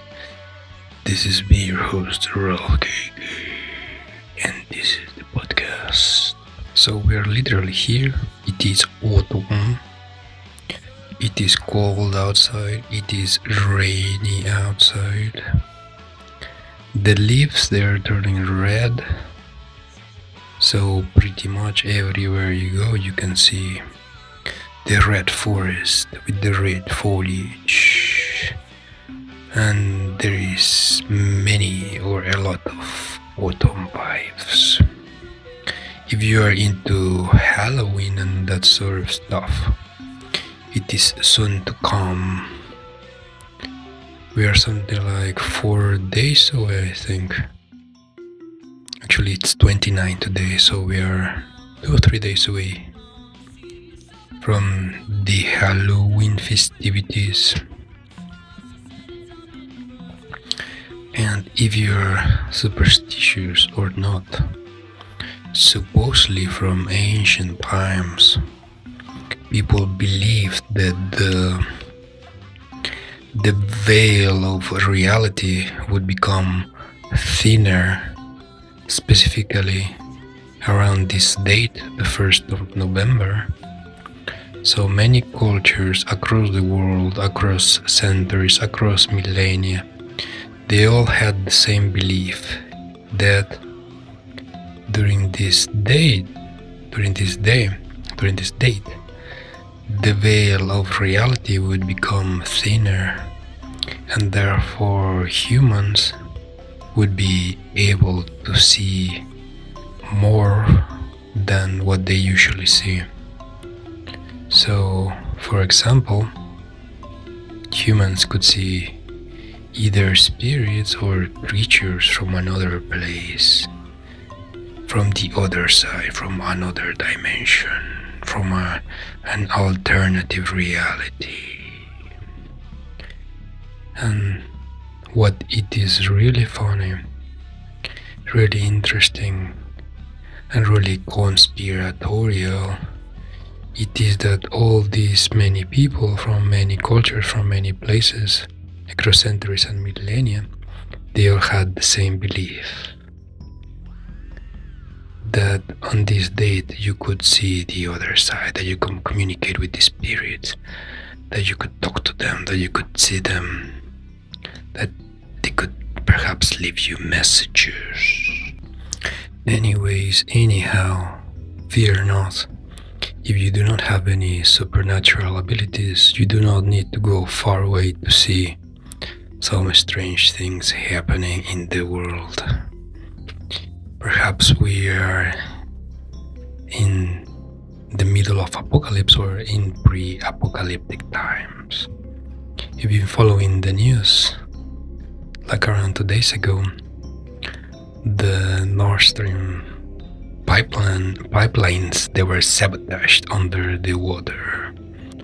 So Nord Stream 1, Nord Stream 2, they were sabotaged. They have a big hole in the pipes, and all the seawater went inside and all the gas came outside. And as it stands today, these 2 pipelines, they are unsalvageable. And as it stands today, these two pipelines, they are unsavable. So these pipelines, they are finished.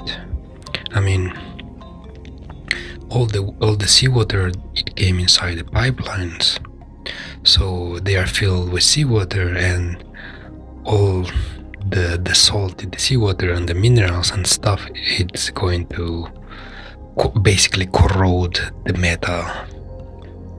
So these two pipelines, they are full and they are done. I mean, it took Russia like more than 10 years, 20 years, something like 20 years to build the Nord Stream 2. And it is funny that some people, they say, oh no, they will fix it in a couple of days, couple of weeks at maximum. But yeah bro, it ain't happening. If the big if they were to be fixed, it would take minimum 1 year. If they were to be fixed, and under optimal conditions, it would take something like 1 year for them to be fixed. So I don't know, like, people are just delusional. We are facing mass hysteria. I don't know, but people saying that this can be fixed in a couple of days. I mean, maybe it's some kind of coping mechanism for the upcoming winter, because without this gas, pretty much it's going to be a tough life, a very tough life in Europe. There will be a minimal amount of gas, but it's going to be immensely expensive. Only the very rich, the 1%, will be able to get this gas. And then the rest, the 99%, the peasants, will be fighting on the streets for the scraps left over by the rich. If you've been listening to this podcast for a couple of months already, you would already know what I'm going to say. Get your pasta, get your potatoes, and prepare for the apocalypse, because it is here. I mean, as a fellow European, where do we go from here? The British pound is collapsing, the euro is collapsing, the British economy is completely collapsing, the German economy is completely collapsing. What do we do? Where do we go from here? Nobody seems to have an answer, but the people, they are fighting back, or so they say. If you've also been following the news the last couple of days, a new ultra-far-right government has been elected in Italy. Or so the mainstream media, they want you to believe that this woman that was elected in Italy, they say that she's worse than Mussolini. Can you believe this? I just hear this and I'm like, what? Are you kidding me? So check this out. She's a housewife, she's a mother. She's Christian.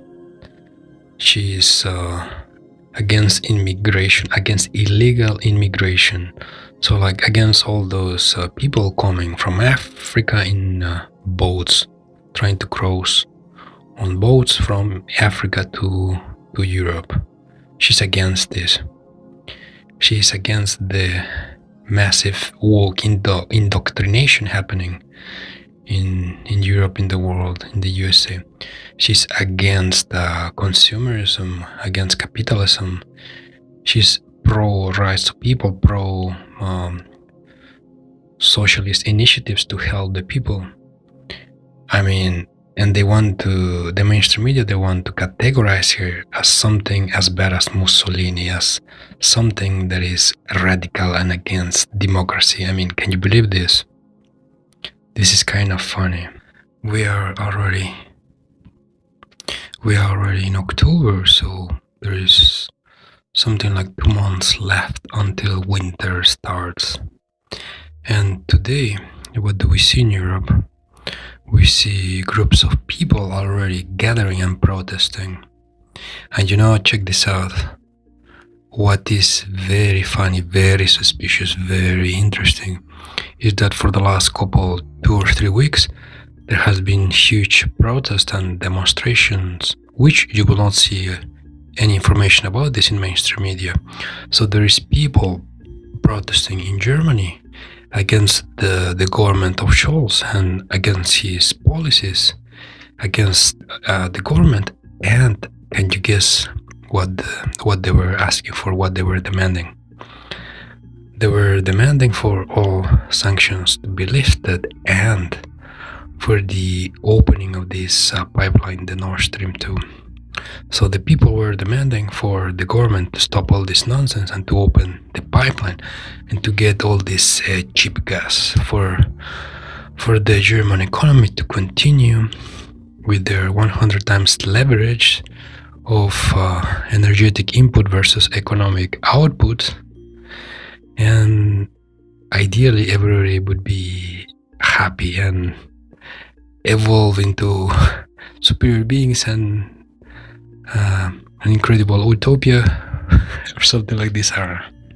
Anyways, so it is very funny, very interesting, very suspicious that people were already protesting and they were demanding for the pipeline to be open, and then suddenly today, 2 or 3 weeks later after the protest, which are happening daily, so after the protest started, suddenly, suspiciously, the pipeline is sabotaged and completely destroyed. So then opening the pipeline, it is not an option anymore.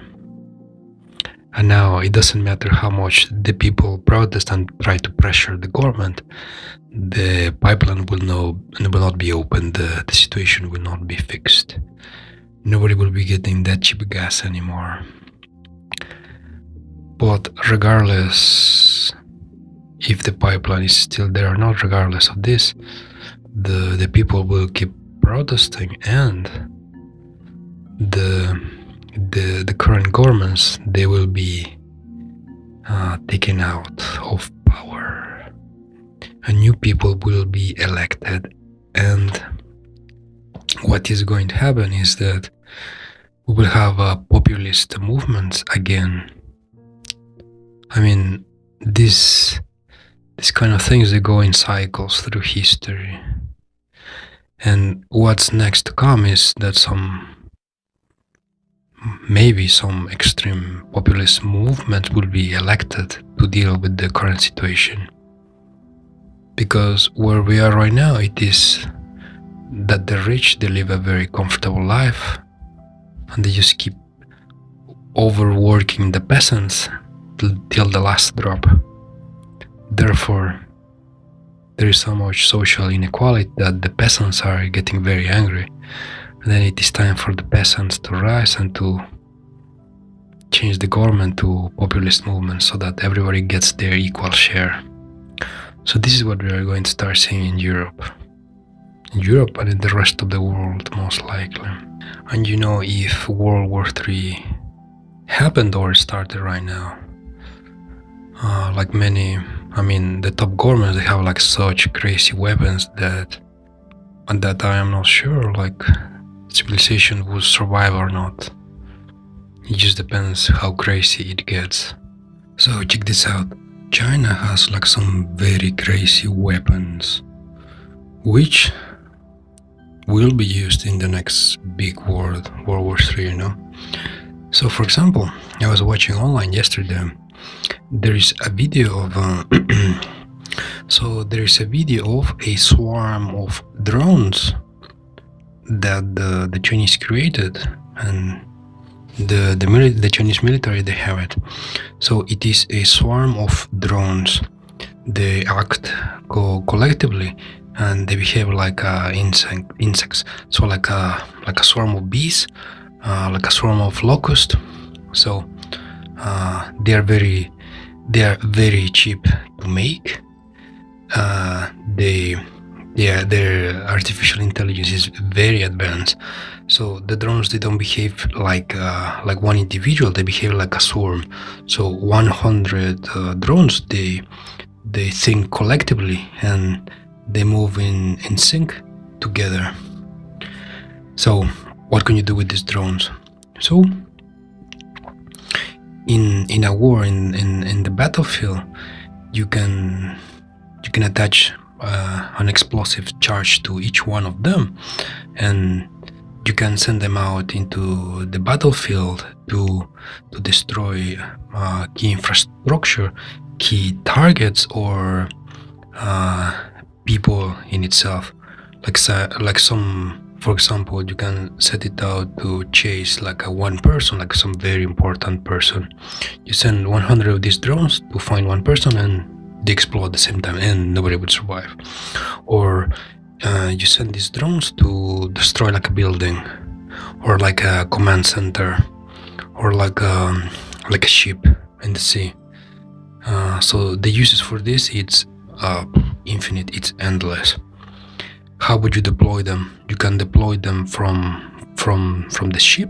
I mean, you can deploy them from the sea, from ships in the sea, from military vehicles near the war zone, and also you could deploy them from space.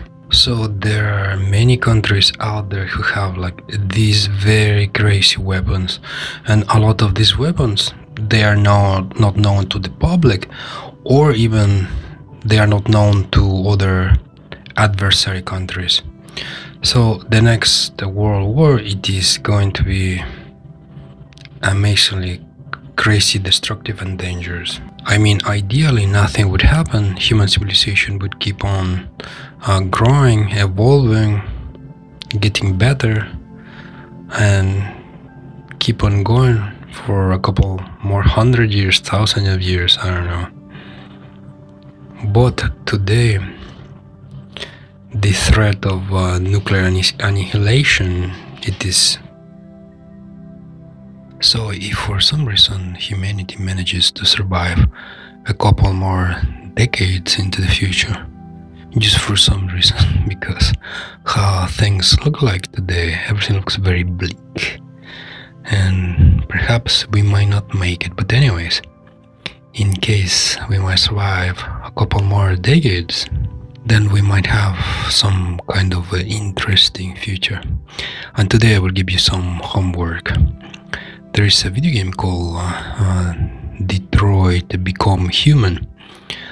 Probably you're not going to play it, but you can watch it on YouTube, online, the gameplay.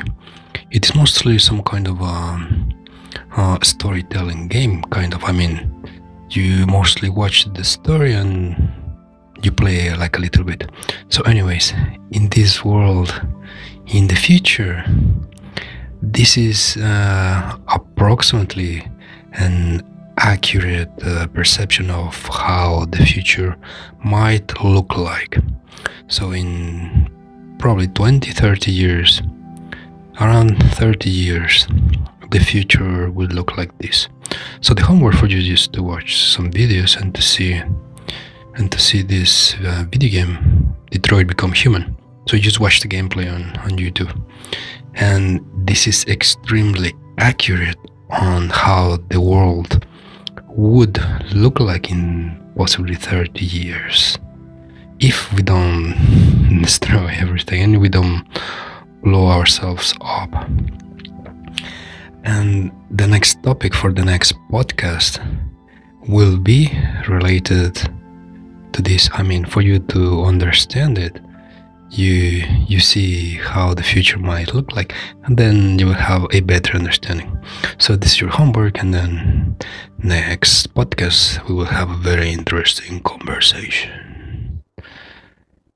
And I'll see you soon in the apocalypse. Where do we go? Wasn't there someplace near the road? The sky starts to crack, the heavens unfold.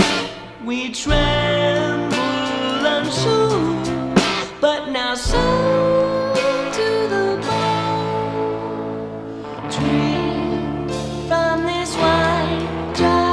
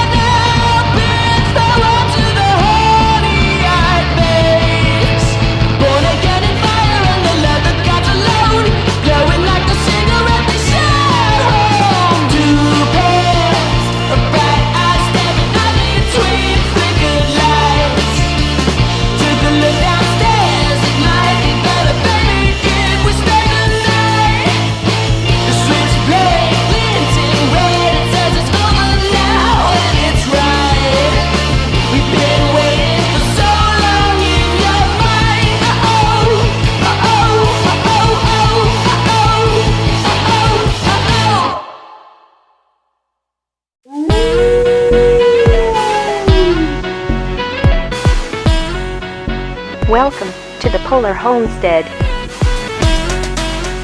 We learn finance, permaculture and prepping. A modern view of the world. Don't forget, freedom is in your hands. Stay safe and vigilant, friends. And now your host, Ralph KK.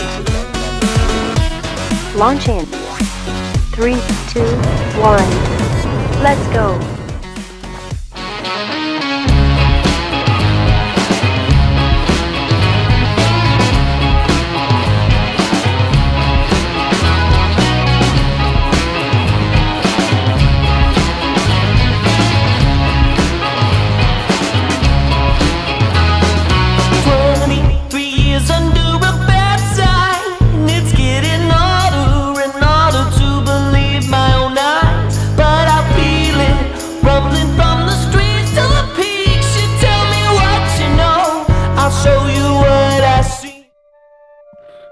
Welcome to the apocalypse. This is me, your host, Ralph KK.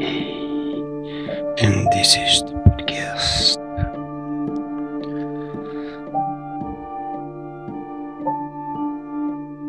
So if anybody of you noticed, I've been away for something like 2 weeks.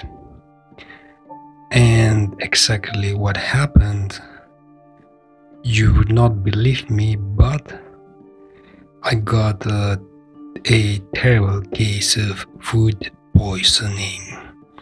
I was completely out 1 week and I'm still recovering. And the culprit was some stale rice. Oh yes, oh yeah. So if you're a prepper, in the prepping community, it is common knowledge that you have to cycle out some of your inventory. So last week I was cycling out some rice. So the rice was packed in a plastic bag. It was airtight, and it was something like 2 years old. And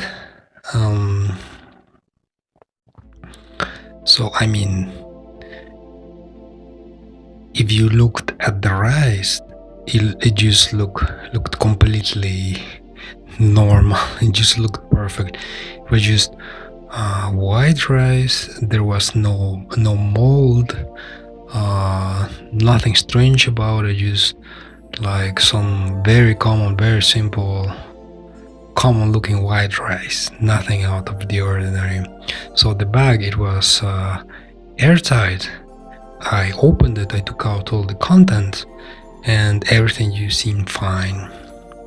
The only thing that seemed strange, it was the smell. The rice had some kind of peculiar smell.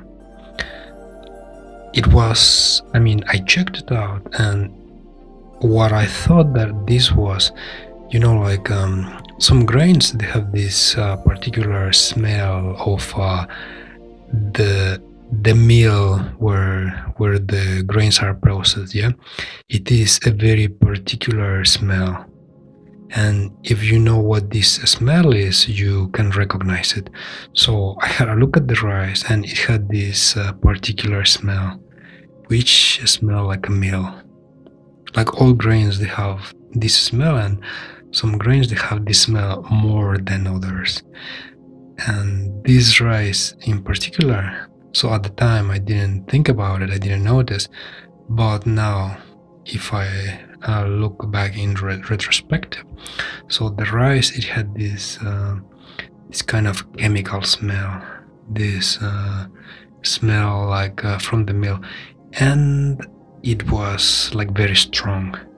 So at the time I didn't think anything about it. Yeah, so I just proceed to boil the rice, cook it as usual, and so I cooked it, and then I just ate it just as I would any other rice any other day. And oh my goodness, you would not believe what happened. Like something like 2 or 3 hours later, my state was terrible. You could say, or I could say, that it felt as if I had drank some poison from the Middle Ages or something.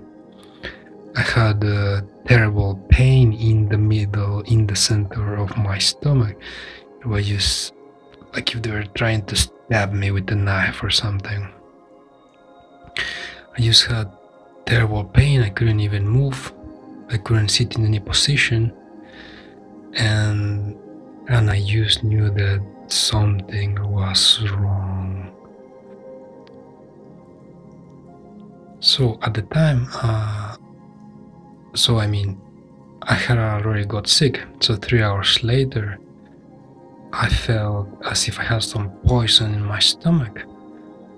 And I didn't think much of it because, like sometimes you get sick, whatever. And I just treated this like some common or whatever kind of food poisoning. Like again, sometimes you don't think too much of things, but in reality there could be like some serious cases of food poisoning which can be like very dangerous. But at the time I didn't think much about it. I just thought that, oh yeah, I got sick, whatever, we'll see what happens tomorrow. So the symptoms, it felt like I had some poison. I had eaten some poison and I had terrible pain in the center of my stomach. This was the whole night. I also had some fever, and the culprit, so probably it was like some fungi or some kind of mold, because the rice, it looked perfect. There was nothing odd about it.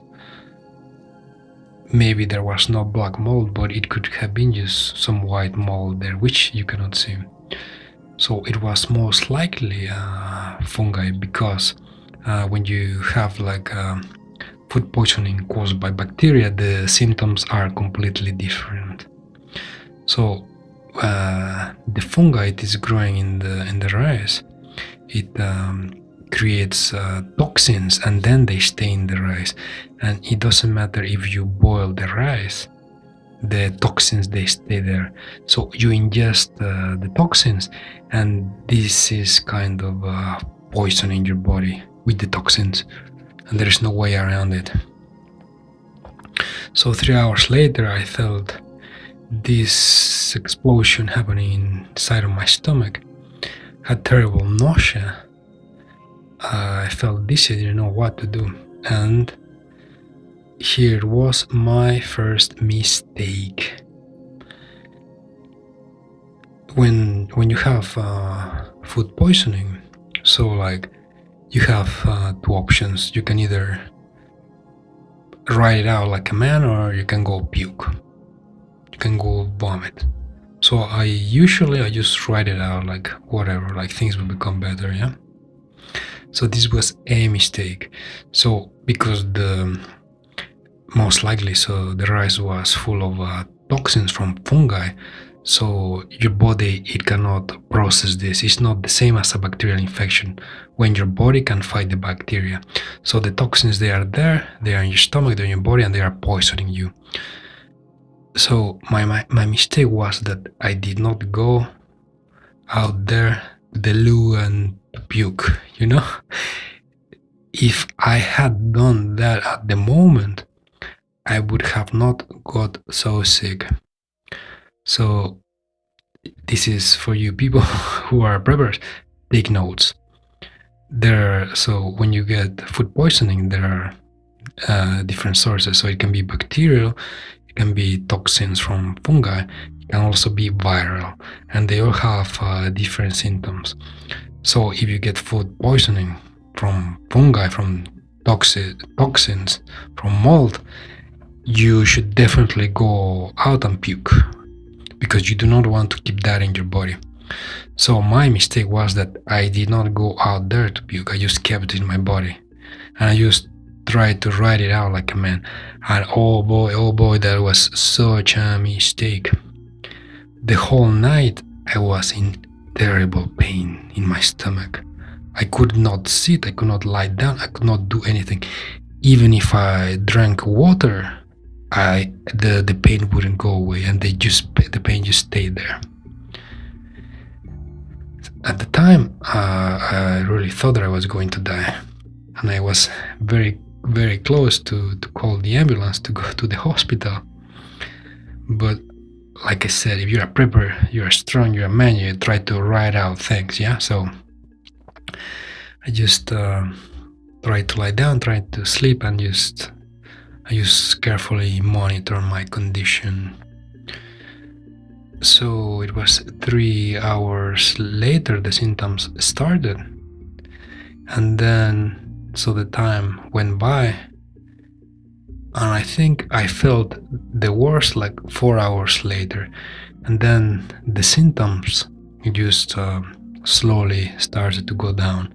And because the symptoms, they became less what they initially were, so this is a signal that the symptoms reached their peak, and then you're just coming down for whatever thing you got.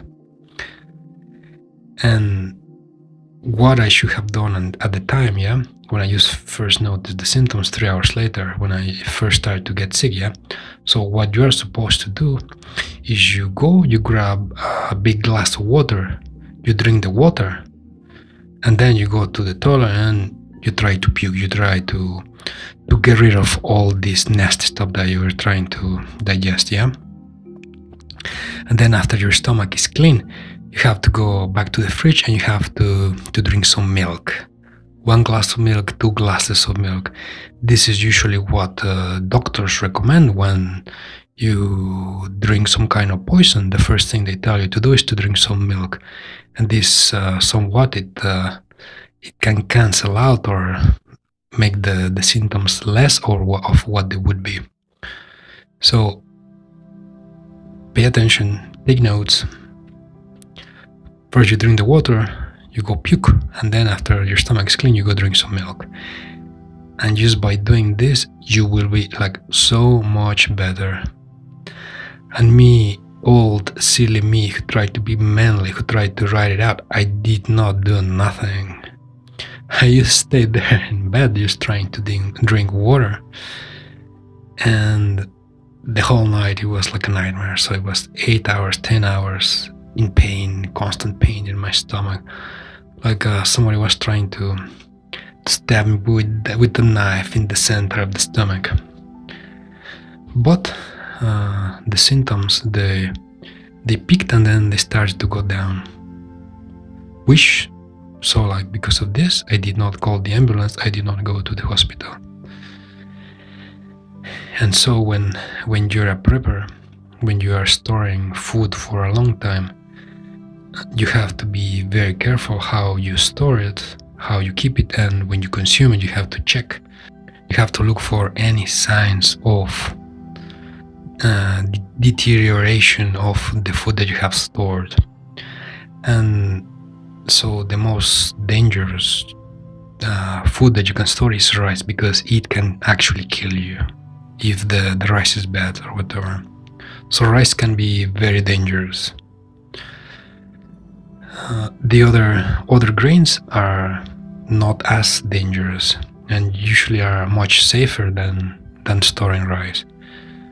But also, I mean, you need rice because it has amino acids, nutrients, which other grains don't have. So anyways, you have to keep this in your prepper pantry. Anyhow, you should always be careful with long storage food. So the next day, I felt as if a truck had hit me on the street and they just left me there on the road. I mean, my arms, they were like spaghetti, you know, my legs, they were just like spaghetti. I had no strength, I couldn't move, I couldn't walk. I drank water, so my body was dehydrated, yeah. So I drank water, it just didn't do anything. I was not absorbing the water. I was not absorbing the electrolytes, the salts. Still, I tried to write it out like a man. I didn't go to the hospital. I didn't call the doctor. So I started to drink water with electrolytes, a powder solution. I also took some probiotics, and I was basically eating some light soup. I got some fresh chicken. I super boiled it, just in case, right? So I super boiled it. I was drinking the soup. You could say I was drinking the soup with some toasted bread and crackers. I was like this for 3 whole days because I couldn't eat anything. I mean, I had still this terrible pain in my stomach. So the symptoms, they kept becoming less and less and less. So, I mean, this is a sign that you're not so bad, that you're becoming better, right? So all of this process, it took 1 whole week. And after that, I mean, I'm kind of okay, but not really. I'm still recovering. I'm still eating some kind of soup with some kind of crackers, but oh boy, you need to be careful when you're eating your food from storage. You have to be very careful. You need to check that the food is safe to eat. Another dangerous thing to eat, you could say, is canned food, but that you canned yourself. So like pickled stuff, any stuff in any kind of stuff that you pickle and you can yourself. If it's stored for like a long time, so there in the liquid there a nasty bacteria that could have botulism. This can kill you. So again, you have to be careful, and you cannot smell it, you cannot see it. There could be no signs of it, and it could be there, and it could kill you. I mean, there are really no methods to know if something is spoiled if there are no like visible signs. There are almost no methods to know if this is okay or not okay to eat. I mean, if it is not visual, there just are no methods unless you use like a laboratory or something to check if there is bacteria or fungi in the food, yeah? So when you're eating food that's been stored for a long time, always start with a small portions. So in case that the food is bad, the symptoms would not be so terrible. So let's say you are opening some rice or some rice and some oatmeal that's been stored for like 5 years, 10 years. So first you wash it with water like very, very carefully, like several times. This can also help to take away whatever it's in the grains or in the rice or in the oatmeal. And then you cook it completely until it's almost melting or whatever. So you super cook it, and also again you take away the water that is already been boiled. So also some of the stuff will come out in case there is something. And then what you do is, so the food is ready. What you do is you eat a spoon and then you see how you react. If you are still okay after 3 hours, 5 hours, then it means the food is safe to eat. This can be a precaution when you are trying to eat some food